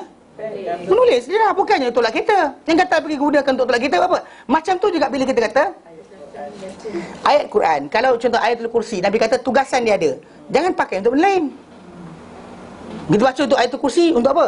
Masak nasi. Salah lah. Nabi kita tahu dah untuk apa kan. Datang kita baca ayat kursi untuk panjang umur. Salah lah. Nabi berikan pada kita apa tugasan, Nabi terangkan ini ayat ini, surah ini, tugasan ini, atau ada manfaat dia. Maksudnya ditanggungkan pada ayat tadi satu tugasan. Jangan kita mana-mandai pada yang tak ada tugasan, kita letak tugasan. Ini kalau awak baca awak terbang. Ini kalau baca awak ni. Ini baca orang sayang. Qul in kuntum tuhibbuna macam-macam apa hal. Ada satu lagi yang dulu macam apa? Yang ni apa? Laqad ja'akum rasulun min anfusikum, surah Taubah tu kan? Itu pun ada dulu. Saya ingat dulu yang apa, yang Arkam dulu edarkan apa, geset dia, kononnya amalkan ayat ni kalau amalkan orang sayang dan sebagainya. Apa hal? Ayat tu cerita tentang Rasulullah, tak ada kaitan kita pun. Perangai betul, ayat tu cerita tentang Rasulullah. Perangai baginda, sifat baginda, tak ada kaitan kita pun. Tak cerita pun kamulah sekian, bukan. Orang cerita pada kita sifat Rasul. Datang kita pergi bantai apa? Baca benda tu, tunggu-tunggu besok orang sayang. Apa? Kan? Itu je kita kata benda-benda macam ni kena bahaya tau. Dan dalam diri kita sepatutnya menyampah dengan benda macam ni. Sebab orang tu start macam ni saja, kita kata Allah Ta'ala kena tinggalkan. Bangun malam, sunnah Nabi kena tinggalkan, kita menyampah. Sifat itu kena ada. Kalau kita tak ada sifat tadi, no, beza kita dengan para sahabat. Sahabat Nabi, dia tengok dia menyampah. Dia menyampah benda-benda macam ni. Dia tengok benda tak ada sebarang faedah. Itu sebab kenapa Ibnu Katsir kata apa? Kalau satu benda dibuat oleh manusia, lau kana khairan la sabaquna ilaih. Kalau betul benda ni baik, para sahabat akan dahului kita. Dia ada first one akan buat. Pasal orang paling cepat nak buat kerja untuk Islam, untuk agama. Apa benda yang patut ada dalam syurga, sampai kan ada yang separuh tu apa? Nak kasih diri. Kan dia rasa payah sangat nak lawan nafsu. Lepas tu dia minta Rasulullah izin untuk apa? Untuk potong kemaluan dia. Kenapa? Supaya hilang nafsu. Dia kata, Nabi tak benarkan. Kita dalam kita ada orang nak kasih diri, angkat tangan. Tak ada kan? Tak ada dah. Jadi kalau para sahabat lagi dahsyat dari kita, kenapa kita mana-mandai lebih daripada para sahabat? Kasih kucing boleh. Okey, apa kerana dalam hadis Nabi SAW ni, Ibnu Hajar Asqalani nukilkan berkenaan dengan tajuk. Bila dia bahaskan tentang tajuk Nabi sembelih kambing yang telah dikasih, maka daripada itu para ulama, jumhur para ulama bersepakat bahawa mengkasih binatang tidak menjadi masalah. Sebab Nabi tak ada kata macam, apa hal korang kasih kambing ni? Kenapa? Nabi sembelih je, Nabi tak cakap banyak tentang binatang tadi. Perbuatan Nabi menyembelih binatang telah dikasih tadi menunjukkan sah ataupun validnya binatang dengan dikasih. Dengan sebab lah, sebab apa yang kita nak lah. Jangan sesaja suka-suka hati tangkap potong tak ada sebab, tak boleh. Kan? Kenapa? Dikasih, tangkap kucing. Kerja dia apa? Skuad mengkasih binatang. Masalah kat tu. Okay, bukan yang tu cara dia. Faham Baik. Jadi berkata Ibn Taymiyah, sambung berkata Ibn Taymiyah, orang-orang Islam memerlukan dalam akidah mereka pada dua perkara. Umat Islam ni pada dalam akidah mereka perlu pada dua perkara. Salah satunya adalah mengetahui apa yang dikehendaki oleh Allah dan Rasulnya. Kita kena faham. Maksudnya bila kata kita Muslim, kita mukmin, dalam memahami akidah kita, kita kena apa? Ada dalam diri kita ni dua perkara. Pertama, kita kena faham mengetahui apa yang dikehendaki oleh Allah dan Rasulnya melalui lafaz kitab dan sunnah. Mestilah memanglah kalau kita kata bukan Allah dan Rasulnya, kita ambil pengetahuan tadi tentang akhirat, syurga, neraka, sifat-sifat Allah. Apa boleh percaya, nasib malang, nasib baik, belah mana kita nak terima? Contoh macam kita kata macam kalau keluar hari ni kita malang, kalau sekian, di mana duduk dia ni? Ada tak daripada Allah dan Rasulnya? Tak boleh. Ini akidah, kepercayaan. Kepercayaan kita akan dapat melalui kitab dan sunnah. Faham apa yang kitab dan sunnah. Cara dia dengan mengetahui bahasa Al-Quran yang ia turun dengannya. Mana turunnya Al-Quran dengan bahasa Arab. So dia kena faham bahasa Arab dulu. Ni kan baca-baca je, tapi buka bahasa Inggeris, masalah lah. Kan terjemah Quran dengan bahasa Inggeris, tak boleh. Mana anda kena faham Al-Quran tu dengan bahasa Arab dahulu, sebelum faham dengan bahasa lain. Ni belajar huwa huma hum, terjemah Quran, tafsir Quran. Belajar huwa huma hum. Saya rasa ustaz, tafsir ni maksud dia sekian lah. Bijaknya. Tahap mana level bahasa Arab? Wa huma hum. Salah lah kan. Jangan macam tu sekali kan. Belajar bahasa Arab, betul, saya faham. Ada orang tu belajar harfiah aja dia belajar. Dan 3-4 tahun, 5-6 tahun dah. Ada yang belajar apa tata grammar Arab dengan Ustaz Yunus dengan sekian. Okey, sini-sinilah. Yang tempat lain dah. Bukan setakat sini, pergi UM, pergi sekian. Rajin, bagus. Tetapi kena ingat bahawa selagi mana anda tidak menguasai bahasa Arab dengan betul, anda jangan perasan bahawa anda telah ada autoriti untuk memahami Al-Quran hadis. Saya pernah ingat saya jumpa orang dia gunakan fahaman akal dia. Dia belajar Quran dan hadis Nabi kononnya pakai bahasa Inggeris punya translation. Ni ada timbul tajuk dulu. Dia kata payahlah kita belajar Islam, cuba belajar dengan bahasa Inggeris terus. Kan mudah kan. Jadi problem ni sekarang ni, Al-Quran Karim dan hadis Nabi turun dengan bahasa Arab. Anda nak faham, anda kena belajar bahasa Arab. Betul, bahasa Arab ni actually bahasa yang paling berdisiplin dalam dunia. Dia bukan paling susah sebenarnya. Banyak orang salah faham. Dia kan paling susah. Mana bandingkan Cina punya, Cina susah lagi. Cina mesti karakter dia. Kena faham, hafal karakter tu. Berapa banyak perkataan, banyak itulah karakter yang ada. Sekarang ni bahasa Arab tak macam tu. Dia ada sistem yang keras. Faham sistem tadi, maka anda akan boleh. Macam kita bawa kereta lah, tahu brake mana, pedal. Sekarang ni ada auto semua kan. Zaman dulu kan, tahu kelas mana, tahu kawal kelas dan sebagainya. Maka latihannya berterusan, masa orang tu boleh mahir pakai kereta. Walaupun dia perempuan ke, lelaki ke, orang muda ke, orang tua ke, sama je. Faham? Macam tu masalah bahasa Arab tadi, dia ada sistem. Sistem tu kalau kita faham, kita akan dapat. Tapi kalau sistem tak hafal, maka tak boleh. Ada orang ajar bahasa Arab, tak payah hafal. Mana boleh? Kan? Tidak perlu berhafal, tidak perlu baca, tidak perlu belajar. Anda boleh faham Quran dan bahasa. Gila apa? Kan? Tak boleh belajar. Kan sedangkan Nabi kata, wa innamal ilmu bita'allumi. Ilmu hanya dengan belajar. Kan Allah Taala, Nabi kata, "May yuridillahu bi khairan yufaqihu fid din." Siapa Allah Taala nak kendaki untuknya kebaikan, Allah Taala fahamkan dia dalam agama. Tapi ilmu itu hanya dengan belajar. Datang nak belajar bahasa Arab, saya tak nak belajar payah-payah kena hafal ni, huwa huma hum. Kena hafal. Kan dalam bahasa Inggeris pun belajar dulu, he, she, it, we, they kan. Belajar. Dalam bahasa Quran tak nak belajar. Kenapa? Buatlah effort sikit. Muka marah beritahu. Maksud dia belajar kan, belajar bahasa Arab. Jadi okey, itu pertama kena tahu apa yang dia kata, kena mengetahui bahasa Arab. Dengan mengetahui bahasa Arab yang itu Quran turun dengan bahasa Arab. Dan mengetahui apa yang dikatakan oleh para sahabat dan orang-orang yang mengikuti mereka dengan baik. Mana tahu para sahabat kata apa, dan orang itu tabi'in yang ikut para sahabat yang dengan elok apa diorang kata. Juga apa yang dikatakan oleh seluruh para ulama, orang-orang Islam mengenai lafaz-lafaz tersebut. Rujuk. Maksudnya dia bukan setakat tu tahu bahasa Arab, sahabat kata apa, tabi'in kata apa, yang belajar dengan sahabat kata apa, kemudian para ulama yang berikutnya.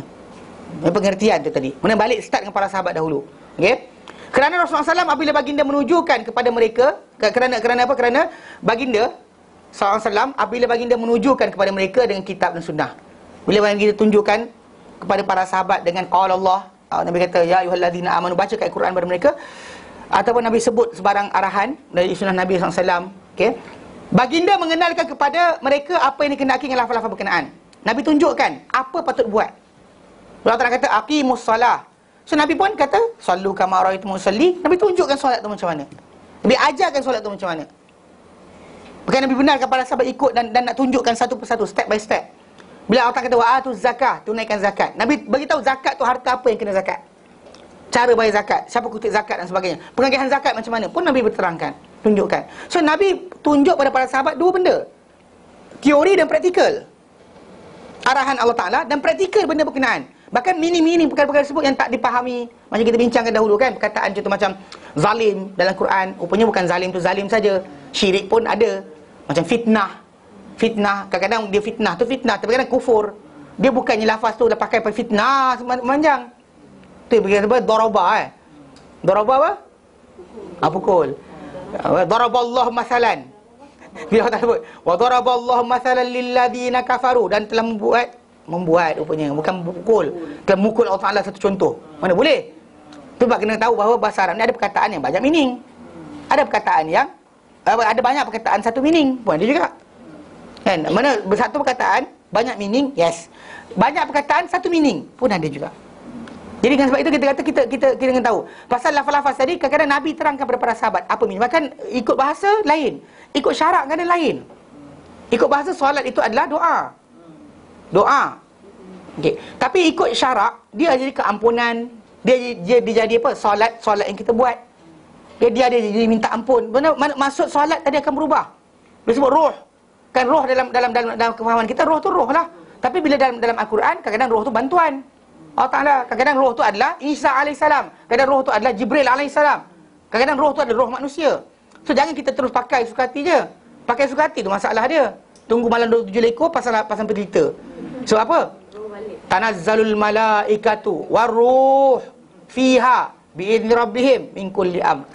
Tanazzalul malaikah, turun para malaikat, waruh, dan ruh, fiha, dalam balam berkenaan, dan padanya biidzni rabbihim, dengan izin Tuhan mereka, min kulli amr, bersama-sama dengan segala urusan. Roh mana? Roh bapak. Lepas tu pasang lampu. Lepas tu gaduh mana tu? Jangan gaduh, abah tengah tintas mana-mana kita mana tu. Tak, benda tu lawak. Tapi kadang-kadang kita buat macam ni kan, orang kata kita hina pula. Kod-kod adalah ulama-ulama apa tertentu ke percaya macam tu, kita siap gelak dia, orang kata kita menghina. Kita kan menghina pun, lawaknya. Itu sebab kenapa belajar lafaz Quran, belajar lafaz hadis Nabi. Tapi penjelasan ni Nabi terangkan dah. So tengok pada para sahabat punya pemahaman, belajar dekat situ. Bukan main suka hati je. Dan roh-roh lah.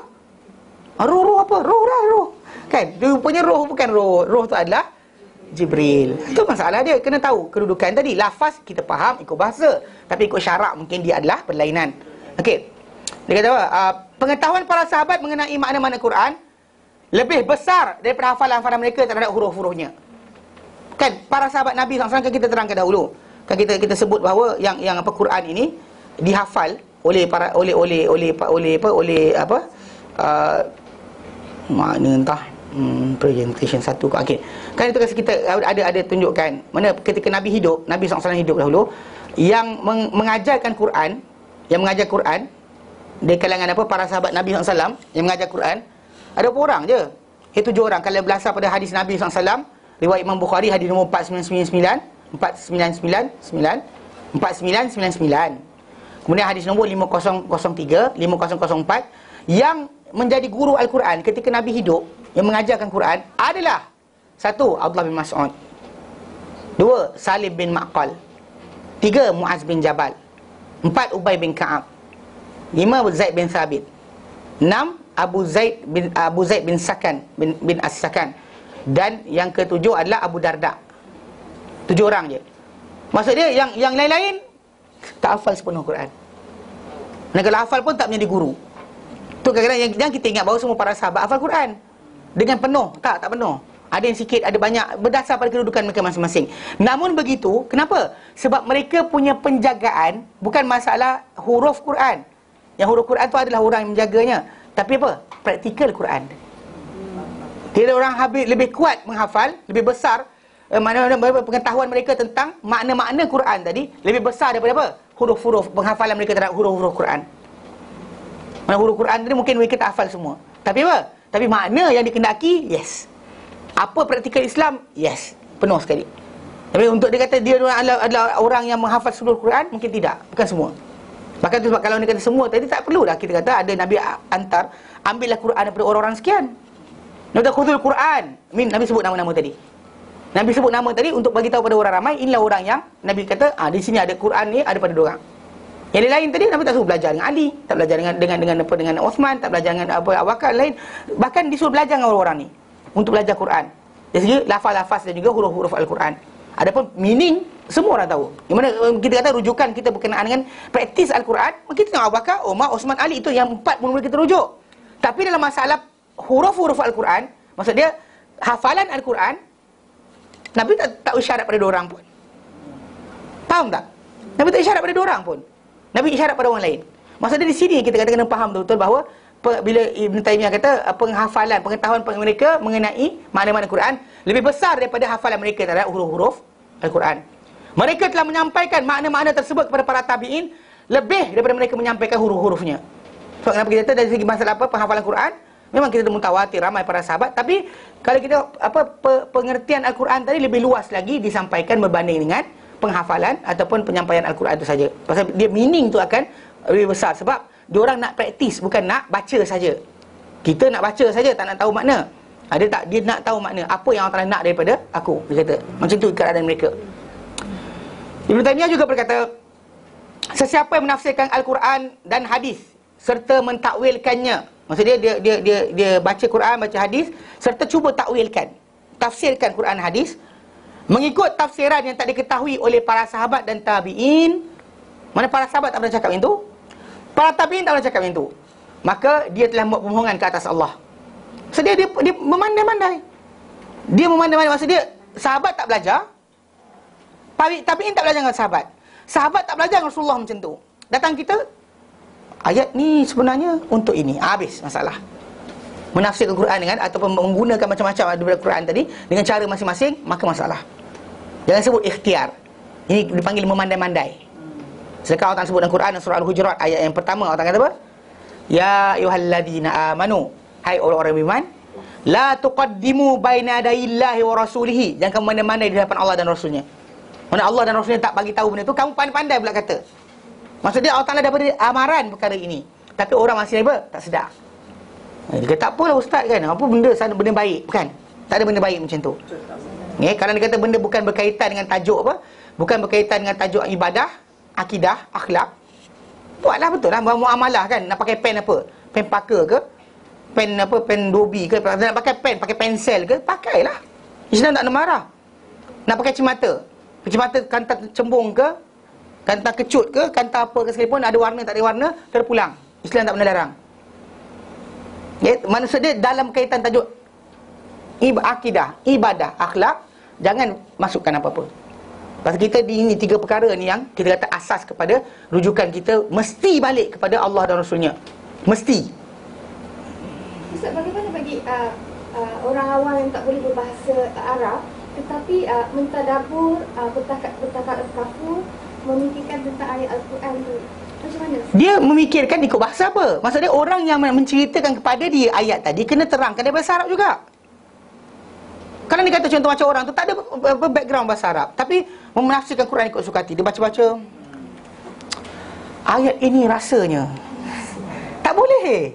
Pasal kita kata tafsiran, pasal Al-Quran ditafsirkan first thing first. Quran dengan Quran. Macam baru ni ada semalam kan, abang kita tanya, dia kata macam mana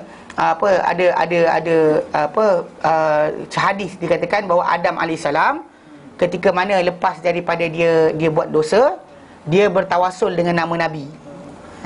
Kerana apa? Kerana minta ampun kepada Allah Ta'ala. Jawapannya tak ada. Allah Ta'ala terangkan dalam Quran, dalam surah Al-Baqarah ayat 27, ayat 37. Kita baca itu, Allah nyatakan fatalaqqa Adam min rabbih kalimatin fataba alaih. Fatalaqqa, dia telah menerima Adam. Kalimat, menerima Adam, maksudnya Allah Ta'ala ilhamkan kepada dia kalimat, beberapa kalimah. Fataba alaih, Allah Ta'ala beri taubat ke atas dia. Mana dia bertaubat di atas kalimah berkenaan. Allah Ta'ala beri taubat kepada Adam dengan taubat berkenaan, dengan kalimah tersebut. Apakah kalimah tadi? Diterangkan dalam surah Al-A'raf ayat 23. Apa dia? Qala, mereka berdua berkata, Rabbana zalamna anfusana wa illam taghfir lana wa tarhamna lanakunanna minal khasirin. Maksud dia Allah Ta'ala terangkan. Sini Allah Ta'ala sebut tanpa penjelasan apakah kalimah tadi, kalimat. Apa kalimah yang Adam dapat daripada Allah Ta'ala yang dia bertaubat dengan kalimah tadi. Buka surah Al-A'raf, diterangkan. Relate lah macam tu. Ini baca-baca sini, mungkin kalimah tadi adalah tawasul. Nampak tak? Sikit kurang ajar dia panggil. Nampak tak? Di sini terangkan dah. Dia pergi lompat ke sana, dia mungkin barangkali, barang tadi dia asyik barangkali. Yang barangkali kalau dia kata benda itu daripada Allah dan Rasulnya, stop situ. Bila kita kita jangan memandai-mandai tadi. Itu sebab bila orang tadabbur Al-Quran, dia kena relate daripada apa? Mesti dapat daripada apa? Penjelasan sahabat Nabi juga apa tabi'in yang belajar dengan sahabat Nabi. Sebab sumber kita lepas Quran dengan hadis, dengan penjelasan Nabi. Kalau tak kita aqimus solah, dirikan kebenaran. Saya jumpa orang macam tu. Dia kata dirikan kebenaran, bukan solat. Aqimus solah, dirikan kebenaran. Sebab dia kata saya tadabbur balik Al-Quran ni. Tadabbur Al-Quran, saya dapati sebenarnya bukan solat yang dituntut dari kita.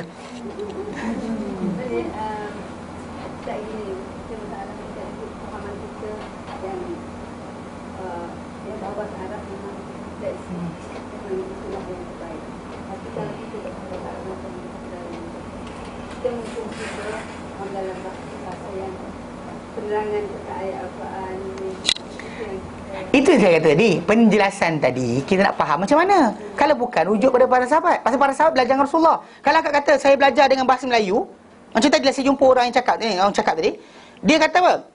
Aqimus solah, dirikan kebenaran. Sebab saya dah baca banyak, dia kata. Dia ni orang bijak. Orang jenis belajar sampai ke US dan sebagainya. Pegang jawatan besar dan PMB. Saya jumpa dia libat dengan dia. Tapi masalah sekarang ni akak faham macam mana jadi kes tu. Saya tanya soalan pada dia. Saya tahu saya tanya apa. Abang buka kamus apa? Solat, sod, lam, alif, ta marbutah, maksud dia kebenaran. Abang buka kamus apa? Arab ke? Arab Inggeris ke? Inggeris Arab ke? Inggeris. Saya nak tahu pasal saya kata dengan dia, abang buka kamus apa? Pasal bila kita buka apa tentang pengetahuan Al-Quran tadi, itu dalam hadis yang datang, man qala fil Quran bi ra'yihi faqad akhta'a wa in asab. Barang siapa bercakap tentang Quran dengan akal dia sendiri, dengan kepala sendiri, dengan pendapat dia sendiri, dia tersalah sekali benda betul. Macam mana orang tu boleh salah sekali pun dia betul? Ibnu Katsir terangkan. Macam dia terangkan? Dia terangkan contoh dalam Al-Quran Karim dalam surah An-Nur. Surah An-Nur. Okey. Beliau tak terangkan berkenaan dengan kisah kan orang yang tuduh orang tanpa saksi, kan? Dia tuduh orang tanpa saksi. Dia maksud macam ni. Maksud dia bila orang tu bawa apa tuduh, kan? Okey,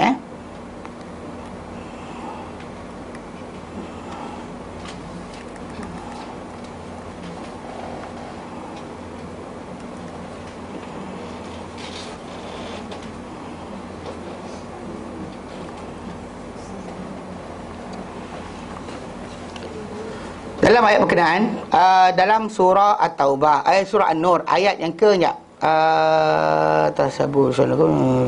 Okey. Dalam ayat yang ke-13.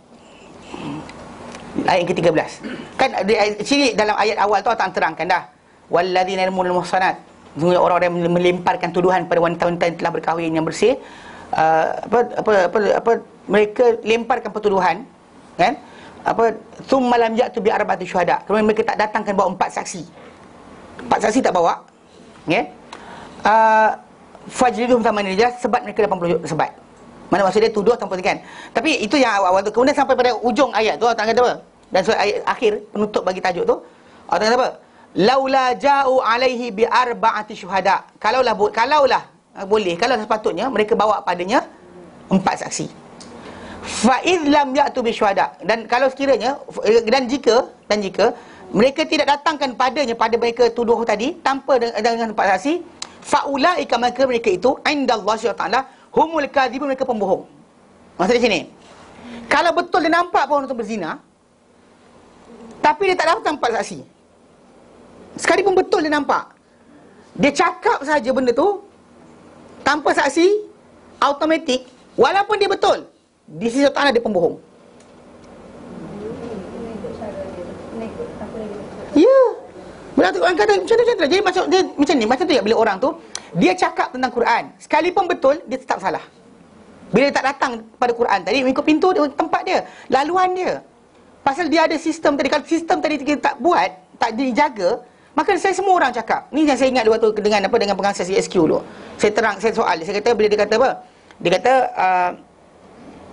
dia sebut surah Az-Zumar, ayat berkenaan dengan tajuk apa faqim wajhaka lid-din hanifa. Hadapkanlah wajahmu kepada agama hanifah secara tulus, fitrah Allah allati fataran nas 'alaiha, antara fitrah manusia di atasnya, la tabdil li khalqillah, tiada penunggaran bagi ciptaan Allah Taala, zalika dinul qayyim, itu agama yang lurus. Okey, saya kata dengan dia, macam mana Pak Ari, saya kata, mengatakan bahawa fitrah itu suara hati. Semua ahli tafsir kata fitrah itu Islam. Bahkan ayat lepas dia kata zalika dinul qayyim, itulah agama yang lurus, maksudnya Islam. Hatta Zamakhsyari daripada Mu'tazilah, dia kata Islam. Tak kata pun benda itu suara hati. Tahu dia kata apa dengan saya? Dia kata betul lah apa yang saudara dicakap, tapi apa? Tapi dia kata ilmu Allah itu luas. Itu cakap dengan syaitan pun tak apa. Dengan orang kafir pun mungkin anda salah. Kan Bismillahirrahmanirrahim tu sebenarnya Trinity, mana tahu? Kok betul? Tak gila. Mana maksud dia, apa sistem tadi? Bila akak kata tak dapur dengan bahasa Melayu, tak dapur dengan pengertian tadi, orang tu dapat mana? Maksud dia macam mana dia faham ayat tadi? Asas di mana? Kalau dia kata balik pada sahabat Nabi, balik pada tabi'in, balik pada sunnah Nabi, pada Al-Quran sendiri, yes. Dia kan kita dah belajar, kita macam ada kelas apa macam first Quran dengan Quran, dan second Quran dengan hadis, dan Quran dengan terjemahan Kata-kata sahabat, sahabat. kemudian kata-kata tabi'in. Last sekali bahasa Arab. Bahasa Arab nombor 5 tak? Maksud dia kalau dia kata pengertian kalimah tadi, nak tadabbur macam mana kalau kita tak faham bahasa Arab? Maksud dia bahasa Arab tu pun nombor 5. Yang ia nombor 5. Pasal itu sebab kenapa kita kata kalau ada kata orang tu duduk tak balik pada sos asal. Belajar macam ni lah, akak belajar engineering. Katakan kita buka kelas engineering kat sini. Pakai buku bahasa Perak lah. Kalau sebut bahasa Kelantan kan orang sensitif kan. Bahasa Kelantan ke bahasa Perak. Buku tu Ambo Royak dan sebagainya. Tak boleh lah itu, kena buka buku apa? Soalan, buku apa? Inggeris lah. Kalau dia kata buku tu, dia kata source ilmu tadi daripada mana. So normally kita akan ambil suatu benda berdasar pada sumber ilmu tadi. Even kalau dia kata orang tu pergi belajar engineering, belajar kat mana? Kat Eskimo, kat Kutub Utara, Siberia, belajar engineering. Hebat tu. Engineer apa? Mechanical pula. Kalau belajar kat sana, belajar buat kereta salji tu betul lah. Faham tak? Bila orang tu belajar bahasa Arab kat mana? Belajar dekat Amerika Syarikat. Faham tak? Dia mesti daripada source dia. Kalau kata orang tu datang faham Islam, macam kes yang saya sebut tadi, orang tu dia cuba faham Al-Quran, tapi kononnya tadabbur Quran, tapi soalan sekarang dia pakai bahasa apa? Source benda tadi daripada bahasa apa? Kalau kata dia ambil sumber daripada tulisan Martin Ling. Ada seorang tu apa dah meninggal lah. Dia juga tulis tentang Islam ni, semua rujukan dia apa Inggeris. Semua rujukan Inggeris. Telah berkata profesor bla bla bla, nama semua Oxford, apa Cambridge dan sebagainya, nama-nama orang sana. Peliknya kita kata sedangkan orang tu bukannya sumber Islam. Faham tak? Macam mungkin tak patutnya bagi tahu dia kosnya yang sumber Islam itu dari Lah nama ni profesor ni. profesor tak mesti semua tahu. Itu masalahnya, kita kata dah mati dah. Kalau hidup lagi lain cerita. Ini masalah dia. Kadang-kadang manusia ni degil. Itu sebab kenapa sebelum pandai kan, saya bagi tahu awal, jangan tidak pandai nanti kan melawan. Dia mula lagi. Sebelum kau lah lama-lama belajar dekat sini yang takleh kan, tiba-tiba jadi macam ustazah. Kan? Jadi ustazah apa? Mengajar harfiah. Sebelum pandai, saya bagi tahu awal. Bahasa Arab pun belum dapat. Itu contohlah. Okey. Itu sebab kenapa kita kata tadabbur Al-Quran tadi pakai bahasa Melayu. Kalau bukan sumber daripada, betul saya nak terang macam kita belajar bahasa ni, macam kita belajar hadis Nabi. Betul saya terang pada tuan sekalian. Tapi saya tak terang ikut akal saya. Tapi saya pakai apa ulama kata. Daripada mana? Dalam bahasa Arab. Faham tak? Itu beza dia. Pasal kita kata bahasa Arab itu penting. Pasal para sahabat Nabi SAW dia menjelaskan makna tu tadi, praktikal tadi. Sebab kenapa siapa-siapa bercakap tentang Al-Quran atau hadis Nabi, bukan merujuk pada sahabat, bukan merujuk pada tabi'in, bahkan orang tu telah apa? Sesat. Confirm sesat. Sebab dia kata macam ni, macam betul juga dia kata. Itu sebab source tu kena tahu. Kena tahu, bukannya kita kata lompat tu. Sebab kenapa saya kata pada abang yang saya jumpa tu kan, saya kata dia abang baca Quran hadis. Macam bila abang baca kata solat, maksud dia kebenaran. Mungkin salah satu daripada maksud dia lah. Dapat mana? Tu saya tanya, dapat mana? Kalau kita kata sekarang ni dia tak belajar bahasa Arab. Pasal last kali saya nak terang kepada dia, last kali saya kata macam ni, pasal dia tak belajar bahasa Arab, okay? Tapi orang bijak kan, belajar jauh-jauh dan sebagainya. Masalah mungkin tu dia tak belajar, saya belajar. Kenapa saya kena ikut dia? Satu, center ni. Akak sini saya kata. Last kali saya kata macam ni, pasal dia konon nak terjemah Quran ikut suka hati dia. Saya kata gini, kalau sekiranya kawan kita ni saya kata ada agreement rumah ditulis oleh seorang lawyer dengan bank dan sebagainya. Kalau saya bagi agreement tadi pada abang, saya kata, pada abang ini, abang yang suka terjemah Quran ikut suka hati ni, tadabbur Quran lah kata, saya kata serah pada abang. Abang boleh tak interpret suka hati apa ni dalam ni? Ni jawapan dia, tak boleh. Saya kata kenapa? Sebab bukan saya tulis dan saya bukan ahli undang-undang. Dia cakap dengan saya, betul lah dia bukan ahli undang-undang, dia practice accountant. Kan? Mana dia bukannya bidang itu. Tak apa jadi saya berkata dengan dia, kalau abang bukan ahli undang-undang, jadi dia abang jadi ahli Quran. Can you ask yourself, you not considered untuk dalam perubatan, akak tak boleh bercakap kalau bukan ahlinya. Kenapa dalam Islam akak boleh bercakap? How can orang tu bercakap dalam tajuk perubatan, dia tak belajar, dia bukan ahli perubatan, bercakap tentang perubatan. Demam, ubat awak adalah sekian. Apa? Sakit kaki, ubat awak adalah sekian. Mana boleh macam tu, Kak? Soalan sekarang ni, mana dia sumber tadi? Bukan masalah tadi, cerita dia, itu berkata mandai-mandai. Kalau sahabat Nabi tak cakap, para tabi'in tak cakap, itu sebab Ibn Taymiyah kata apa? Orang tersebut telah buat pengumuman ke atas Allah. Sebab Allah Ta'ala ajarkan Quran kepada Nabi dan berikan pengertian dia sekali. Dan Nabi ajarkan Quran kepada para sahabat dengan pengertian dia sekali. Datang kita overlap. Saya ada ilmu dari Allah Ta'ala direct. Mana boleh? Kalau dia kata dia tak boleh jadi ahli undang-undang untuk menafsirkan apa dalam kertas perjanjian tadi, sejak bila dia ada hak untuk tafsir Quran? Sejak bila dia ada hak untuk tafsir Quran? Bukan tanya dia. Tak payah tanya pun. Sesat panggil. Confirm sesat. Tak payah pening kepala. Pasal apa? Dalam Islam ini, anda jangan kita yang susahkan hati kita dengan agaknya dia betul. Tak. Jangan buat macam tu. Kita buat macam tu jadi orang sembah patung pun agaknya dia betul. Pasal ada ke barang kalian? Nampak tak? So every time kita agaknya betul, sangka baik ini biar tempat dia. Pada hak Allah dan Rasulnya, tak ada hak untuk orang tu disangka baik. Lebih legal orang kata dia melangkau para sahabat. Lebih legal orang kata dia memang bukan ahli pun. Terus bila saya tanya dengan dia, abang belajar kamu siapa? Bahasa Arab abang level apa? Kadang-kadang kita bukan nak tunjuk pandai, tapi kalau dia kata orang macam ni, kita cakap macam tu, dia rasa tinggi diri. Kan kalau dia kata bahasa Inggeris, kalau dia bercakap, kita cakap, awak salah. Kalau dia kata bidang akuntansi, dia yang bidang dia, saya cakap, dia boleh kata saya salah. Sekarang ni bila beragama, kenapa dia cakap? Sedangkan dia tak belajar. How can dia bercakap? Ya. Ustaz, tunjukkan perbezaan untuk saya tadi bertafakur dan apabila jika dalam baca Quran tu tadi sebagai contohlah bintang-bintang, Allah jadikan bintang-bintang tu sebagai hiasan. Terus untuk manusia. Dan jadi bila kita memikirkan maksudnya bukan nak memikirkan je tak bila fikir ingat kebesaran Allah. Jadi apa beza tu, boleh ke di sini? Okey. Bila kita lihat macam orang tu cuba contoh macam dia menjelaskan pengertian Al-Quran tadi. Contohnya meaning. Contoh macam ni lah, macam akak dengar orang kata macam kita belajar surah Al-Baqarah baru ni, ayat 195. Yang tak nyatakan wa anfiqu fi sabilillah, infakkanlah harta kamu di jalan Allah Taala, wala tulqu bi aidikum ila tahlukah, yang kamu campak diri kamu ke dalam kebinasaan. Wa ahsinu, dan berbuat baik, ihsanlah. Innallaha yuhibbul muhsinin, Allah Taala suka orang yang buat kebaikan. Ayat ini kalau baca literally, maksud dia infak harta jalan Allah Ta'ala, kemudian jangan campak diri ke kebinasaan. Apa agak faham macam tu? Banyak orang apply ayat ini kepada apa dia nak. Tahu? Nampak orang tu makan, contoh macam minum air bergas, air kan, Coca-Cola, atau isap rokok dan sebagainya. Wala tulqu bi aidikum ila tahlukah. Dia baca wala tulqu, dia tak boleh apply macam tu. Dia apply macam tu. Masalah sekarang ni pasal apa? Pasal ada penjelasan para sahabat, meaning ni bukan macam tu.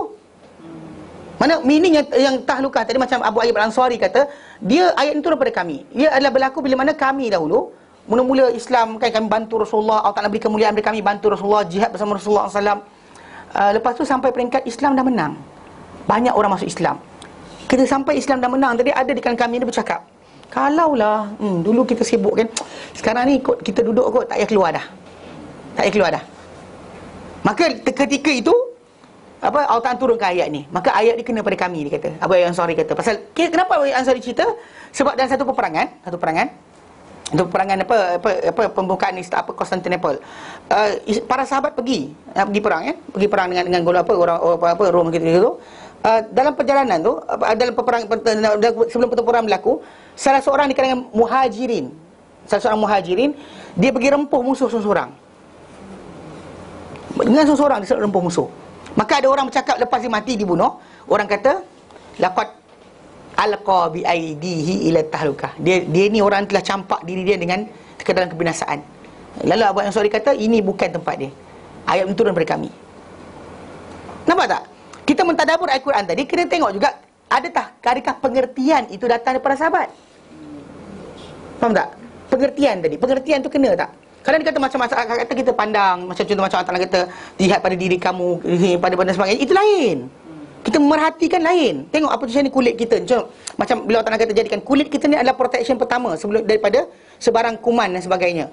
Kalau ada kulit kita ada, kita akan ada bakteria mudah sangat. Kulit kita ni ada peluh, ada sekian, kita bincangkan tentang kulit. Itu tak ada masalah. Kan macam kulit ni nanti ada reseptor sakit. Kalau dia kata tak ada kulit, tak ada reseptor sakit. Allah Ta'ala sebut dalam Quran surah An-Nisa 56, Allah Ta'ala nyatakan innal ladzina kafaru sawfa nuslihim nara, orang yang kafir ni, innal ladzina kafaru bi ayatina, orang kufur terhadap ayat kami, sawfa nuslihim nara, kami akan masuk mereka dalam neraka. Kullama najat juludum, sekali masak kulit mereka, badalnahum juludun ghairaha, kami ganti kulit baru, liyadzuqul azab, mereka merasakan azab. Kita bincang, memerhatikan dan sebagainya. Itu bukan dipanggil sebagai penafsiran luar daripada batasan dia. Bila kita kata meaning ayat tadi, faham tak? Macam ini maksud dia sekian. Contoh macam orang tu baca, contoh macam dia baca kisah Khidir dapat ilmu, dia pun nak cari ilmu yang sama. Salah lah. Pengertian tadi, para sahabat telah bersibuk datang cari ilmu laduni. Para sahabat tak sibuk cari, kita sibuk cari. Kenapa kita cari? Para sahabat tak pernah merasakan itu mulia. Kenapa kita sebut itu mulia? Nampak tak? So jadi kadang-kadang bila ada kata aplikasi tadi, pengertian ayat tadi untuk apa? Maka kita tunjukkan dan tajuk hadis Nabi tu kan. Saya beri contoh dengan hadis Nabi. Hadis tu datang nak ceritakan Nabi ni bersih, bukan suruh kita cari isap darah Nabi. Nampak tak? Bila kita baca salah. Dan contoh macam ayat Quran tadi, kita tadabbur, kita tafsirkan meaning tadi ikut bahasa apa? Pakai bahasa apa? Mana pengertian tadi ambil di mana? Faham tak? Kalau dia kata memerhatikan ayat Quran lain. Di lafaz tadabbur kita boleh bincang. Tapi cara aplikasi tadi, macam ada orang dia terangkan Al-Quran ikut akal dia. Dia baca Al-Quran, contoh macam hari tu Quraisy Shihab, sebut juga nama. Ni nama je. Pasal ni ada video dia pernah tunjuk. Kan? Pernah tunjuk kan? Pernah tengok kan? Yang mana bila ada orang tegur dia pasal jilbab, tudung. Kan? Tudung kan? Dia kata apa? Bila makcik tu pakai betul, cukup. Kemudian makcik tu kata, Pak Quraisy macam mana aplikasi benda ni dalam keluarga Pak Quraisy. Pasal isteri dia pakai tudung separuh, yang ni pakai tudung, anak dia tak pakai tudung. Lalu dia cakap macam tu, dia kata, dia tanya balik. Dia kata, ibu ni sudah berjilbab atau belum? Makcik tu tengok badan dia, dah sudah. Sebenarnya ni ikut ada pendapat ibu belum berjilbab lagi, dia kata. Dia saja bagi perempuan tu was-was. Kemudian dia kata sebenarnya jilbab tu tak penting. Yang penting ada pakaian yang apa benda dia cakap pakaian yang bersopan, bersopan macam tu. Decent ikut zaman mana? Itu masalah dia, ikut zaman mana? Ini nama dia interpretasi salah. Para sahabat golongan Ansar. Cuba kan tengok. Kalau kita kata ayat Quran turun tentang jilbab, tentang apa? Wal yadribna bi khumurihinna ala jubhin. Dan mereka melabuhkan tudung kepala mereka ke atas belahan baju mereka. Turun ayat berkenaan, golongan wanita Ansar apa pula? Dia tak ada kain, dia gunting kemah, pakai tutup kepala. Kenapa tak baca hadis tu? Nampak? Aplikasi para sahabat dia tak baca. Dia try interpret, ikut. Ini masalah dia. Faham tak? Dia interpretkan Quran tadi ikut apa dia nak. Bukan lagi, belum lagi. Ya ada yang mengatakan begini, ada yang mengatakan gini, ada yang mengatakan gini, tapi yang pentingnya adalah kesopan, yang bersopan, dia kata. Saya macam, ya benar. Kan? Ini bagi tadabburnya, ahli tafsirnya. Ahli tafsirnya. Kan? Ahli tafsir apa benda macam ni? Digelar sebagai ahli tafsir tapi tak faham berkenaan hadis Nabi SAW. Maksudnya pengertian ayat tadi, dia pergi apply suka hati dia. Lari ke sini, tolak ke sini. Dia apa dia buat, para sahabat tak pernah faham. Not understand para sahabat. Bahkan para sahabat punya isteri tak ada dedah kepala depan orang. Bahkan dedah kepala boleh tutup kepala ni adalah wanita-wanita hamba saja. Zaman Rasulullah SAW dahulu, wanita hamba. Kalau saya kata orang yang jual macam saya ni, mungkin tak perlu, semua orang kata tak perlu pakai jubah, tapi sebenarnya itu mungkin ada pasal ada nak makan. Benda tu timbul tajuk ayat dia berkenaan wanita wal qawaid min nisa kan, wanita-wanita yang dah bersara. Maksud tak ada tak layar juna nikah, tak harap nak kahwin lagi.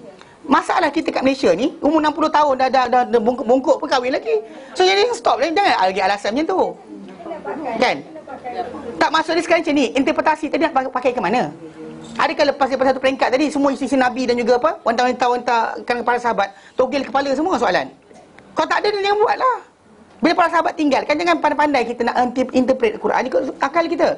So tadabbur Quran bukan macam tu. Faham tak? Dia tadabbur Quran tadi memerhatikan ayat tadi, tengok badan kita, perhatikan kulit kita. Itu lain. Allah Ta'ala gunakan, tengok langit, tengok sekian. Afala yanzuruna ilal ibli kaifa khuliqat, mereka tak lihat kepada unta macam mana ia diciptakan. Tengoklah unta tu. tengok. Arahan suruh tengok. Tengok. So tak ada masalah. Perhatikan apa benda ada pada unta. Oh ya, sama kaifa rufi'at, langit macam mana naik. Tengoklah. Itu Allah Ta'ala suruh tengok. Tapi mentadabbur macam tafsir ayat ikut suka hati, tak boleh. Bahkan sesat. Bahkan berbohong di atas nama Allah. Pasal kita kata tak boleh, pasal kita buat macam tu saja, maka Islam rosak. Sebab kenapa pemahaman para sahabat adalah didahulukan. Dan juga apa? Menyimpang dari terhadap ayat Allah, menyeleweng kata-kata daripada kedudukannya. Ini adalah pembukaan bagi pintu kesesatan dan ateism sebenarnya. Start orang tu buat macam tu je, kan, tinggal solat. Start macam tu je, tak semayang, tak tutup aurat. Start macam tu je, dia nampak dia tinggalkan batasan Islam. Start sekian-sekian je, tak apa, tak kahwin. Start sekian-sekian je, tak apa, pergi dating. Start sekian, dia start terjemah salah je, dia akan mula langgar. Every time dia salah terjemah, salah tafsiran, macam decent tadi kan, ikut zaman yang berbeza. Zaman dahulu 40 tahun lepas, 20 tahun lepas, kalau anda kata orang datang nak ngorat anak kita bawa parang. Kan? Bapak-bapak tu rasa parang bawa rumah. Gam. Kata, datang. Sekarang ni kita kata apa? Tak apalah, jangan lewat-lewat balik ya. Ke 11 hantar anak makcik balik. Padahal kita pula bila nak sekat anak kita, orang kata kolotnya mak dia. Takut kolot tadi kita lepaskan anak kita pergi dating. Nampak tak? Decent. For us, zaman ni decent lah. Zaman akan datang, peluk-peluk decent lagi. Zaman akan datang, cium tak apa decent lagi. Nampak tak? The word decent tadi tak yang pakai. Sopan. Ya, terlampau subjektif. Tu subjektif. Zaman dahulu apa pakai baju renang pun ada macam ni kan. Dulu tu kira-kira menjolok mata, macam yang muslimah pakai tu, yang rapat ke badan tu kan, ada skirt ke apa. Zaman dulu adalah perempuan yang pakai mula di Amerika Syarikat macam tu, lebih kurang pakaian dia disaman kerana berpakaian menjolok mata di khalayak ramai. Sekarang apply. No, sekarang decent. Itu decent gila. Tahu? Sopan gila. Sekarang tak pakai dah. Jadi dengan sebab itu kalimah macam ni datang daripada orang yang tak belajar Islam dengan betul. Tak boleh lah. Dia source sumber dia tak guna. Pasal apa? Dia start interpret Al-Quran macam tu, dia tak pakai dah. Menunjukkan bahawa sumber dia salah. Pasal bukan sahabat Nabi rujukan dia, bukan kepada para tabi'in pandangan dia.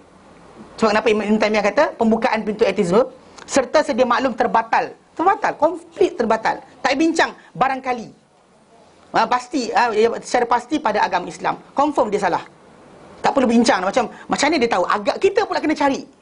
Tu saya kata dengan dia, abang buka kamu siapa? Saya kata tak tanya tak dia. Maksud dia tanya siapa lah sekolah tu yang Bukan, maksud dia macam tau. Kita tak boleh confirmation pun. Dia tak ada hak untuk bercakap. Kalau dalam kedoktoran, saya tu bukan doktor, saya bercakap, doktor kata apa? Awak bukan ahli. Betul? Sekarang ni orang tu bukan ahli agama. Keluar. Tahu, saya faham. Maksud dia macam ni. Maksud dia, kalau dia kata kita baik lagi lah kita tanya sebenarnya. Tapi sebenarnya tak payah tanya pun. Dia tak layak bercakap. From originally tak layak bercakap, faham tak? Dalam undang-undang, akak bukan praktis undang, akak masuk mahkamah, akak nak praktis undang. Boleh? Soalan. Tak boleh. Kenapa? Sebab bukan ahli. Kenapa pula dalam agama orang bukan ahli bercakap juga? Mana boleh? Confirm tak boleh. Faham? Kita belajar untuk praktis diri kita. Untuk menyampaikan kita kena level yang lain. Faham? Maka dia kata Allah Ta'ala beri kita ilmu sampai boleh menyampaikan, maka itu adalah tanggungjawab. Kalau tak bagi sampai peringkat tu, maksud dia anda memadai dengan sendiri saja. Jaga diri anda masing-masing. Kalau anda kata diberikan kelebihan, maksud dia anda kena menyampaikan. Itu je. Itu pening kepala. Tengok bidang dia. Ya, saya. Tu Nabi kata antum a'lamu bi umur dunyakum. Kamu lebih tahu tentang urusan dunia kamu. Urusan dunia silakan, tapi urusan agama jangan masuk. Faham tak? Tu Nabi kata barang siapa mengada pada urusan kami ini apa bukan daripadanya, maka dia tertolak. Man ahdatsa fi amrina hadza ma laysa min fawarad. Tertolak, reject. Confirm macam tu. Dengan sebab itu kita kata orang macam ni, dia nak bincang, dia kena layak dulu. Bukan kita kena turunkan level kita, dia kena naik level. Kalau dia kata kita kena turunkan level kita, sampai orang yang tak belajar agama pun semua nak kena ikut, macam mana? Datang-datang orang yang cuma macam belajar duduk dengan jin. Saya rasa jin ni betul Ustaz. Saya dapat tak, sama je. Kalau akak akan turun dengan orang macam tu, akan turun dengan orang lain. If you have to lower your level pada orang macam tu, dengan orang lain apa Ustaz tak boleh lah? Maksud dia macam ni. Maksud dia tak layak untuk bincang tajuk tadi. Kenapa kita kena turun untuk dia? Apa specialnya orang ni? Itu maksud dia, ini saya bincangkan. Saya ini bagi contoh. Akak bagi contoh, saya bagi contoh balik. Faham tak? Maksud dia kalau untuk mentadabbur Al-Quran, orang tu kena layak, kena tahu sumber dari mana. Dah, habis cerita. Dan sumber tadi bukan ni, sahabat Nabi, tabi'in dahulu, sebelum yang lain. Nabi, sahabat Nabi baru. Ya. Ya. Bukannya main bahasa Arab terus belajar terus nak terjemah Quran. Tak boleh. Jelas? Ustaz, bagaimana orang yang bagi jual untuk rawatan kanser ke apa-apa ni, maksud dibaca tiga juzuk Al-Quran. Orang itu saya kata menanggungkan pada Quran, benda bukan tugasan Al-Quran, sama seperti Alasan dia Rasulullah pun baca Al-Fatihah atas Nabi tak pernah buat benda tu. Yang Nabi yang buat adalah para sahabat. Nabi mengiyakan, tapi bukan menjadi semua tiap-tiap hari, bukan semua penyakit. Bahkan ada sahabat Nabi SAW, Nabi sendiri sakit pun ada doktor-doktor datang mengubat Nabi SAW. Nabi tak ada kata memadai untuk aku Quran. No such thing. Hukum dia tadi memandai-mandai lah. Memandai-mandai. Tu tak kata kalau ikut Islam tertolak, rejected. Tu je. Walaupun kita kata ikhtiar, tapi dengan cara yang salah. Faham tak? Orang tu lapar. Maksud dia, ikhtiar dia apa? Makan. Bukan duduk diam, surut nafas. Apa ikhtiar dia? Isap nafas. Sebab apa? Dekat udara ni ada hidrogen, ada oksigen. Betul? Ada karbon. Karbohidrat. Karbon, hidrogen, oksigen. Bukan. Maksud dia ikhtiar. Tadi kena betul. Faham tak? Bila lapar, makan. Bukan lapar. Kenapa orang tu? Dia lapar. Nazal, lapar. Baca doa je. Tak boleh lah itu. Maksudnya ikhtiar. Kita lapar, makan. Kita sakit, berubat. Bukan sakit, pergi apa? Berenang. Kenapa sakit? Kenapa berenang tu? Sakit tangan. Faham tak? Dia kena sama dengan benda dia tadi. Padan dengan apa yang kita kena. Faham tak? So macam orang tu lapar, okay. Maaf, perkataan mungkin yang terlalu panjang. Banyak sangat mungkin dekat. Ya. Jadi saya pun faham dan mengerti tentang itu. Bila kita kata dia cakap sakit tangan, mungkin sakit tangan betul. Jadi maaf saya cakap mungkin. Kalau dia sakit tangan betul, memang itu hak dia lah. Bukan, maksud dia macam ni. Bila kita kata dia sakit tangan, contoh tangan macam ni, sakit tangan luka. Lepas tu buat apa tu? Berenang. Tak, mak saya nak cerita ni, kalau dia kata orang tu dia cari jawapan dengan bukan caranya. Faham tadi? Orang tu kanser, dia pergi letak kepada Quran tugasan untuk ubat kanser dia. Faham tak? Benda tu salah lah. alasan dia dalam Al-Quran yang berpenawar. Betul lah, tapi penawar bukannya pada itu saja. Bahkan asas penawar Quran adalah hati. Daripada kufur, syirik dan sebagainya. Sebab ada perempuan yang para sahabat Nabi, ada yang cacat pun. Ada hilang hidung kena tu, tak ada baca balik seperti nuh daging balik. Kan? Nak magic semua ni kenapa? Faham tak?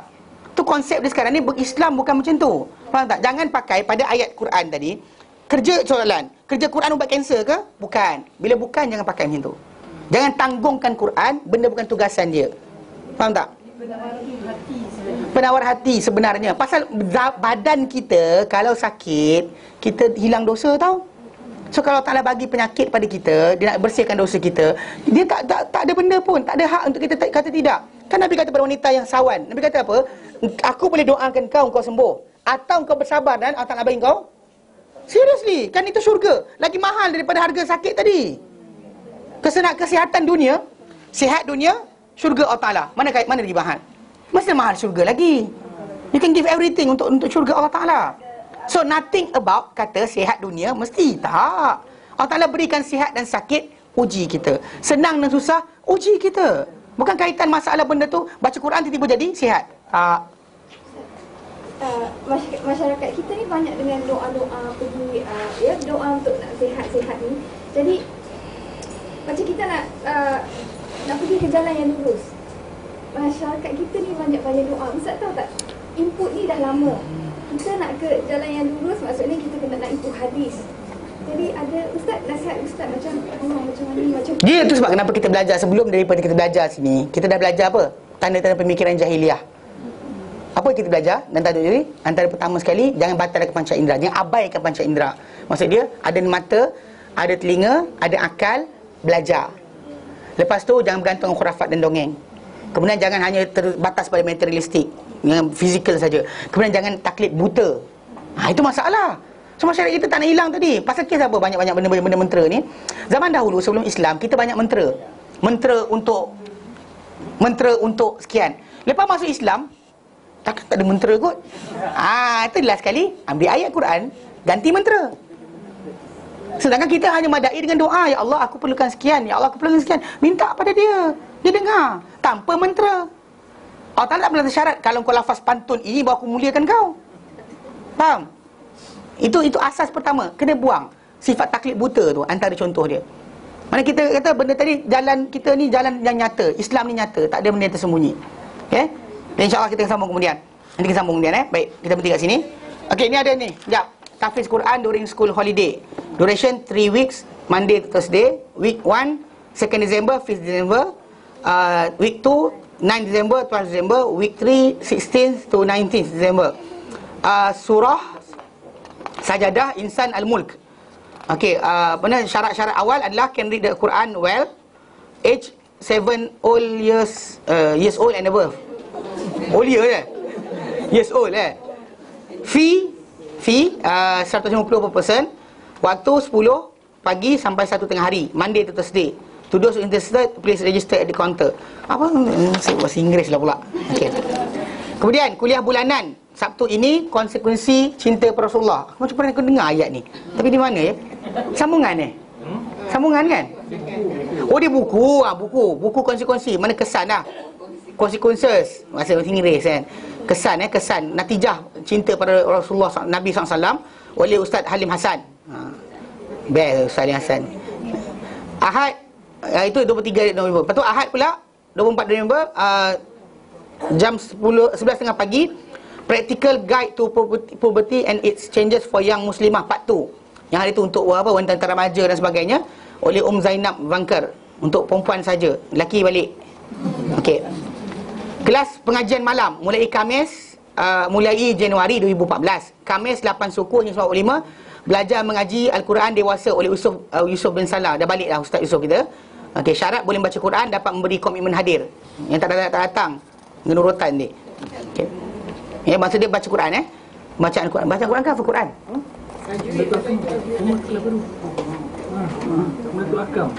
Umdatul Akam. Pukul 3 hari Ahad tu lah. Hari Ahad Umdatul Akam. Pukul 3 nanti tulis. Tak nampak. Okey. Baik, berhenti kat sini. Wallahu taala alam. Seru. Yang mana tu? Ketika lapar lah. Jangan pakai ketika nak apa? Bukan. Jangan pakai untuk cerahkan mata.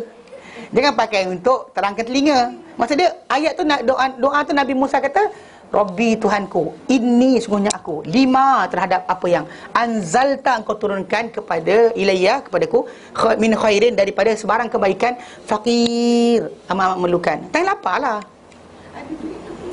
Ada duit sikit. Ada duit belilah kan, telefon pizza kan, hantar panggil. Lapar. Ni lapar tak nak pakai duit. Masalah juga tu kedekut nama dia. Okey. Dia pula, wallahu alam. Sambung kelas 4 dia.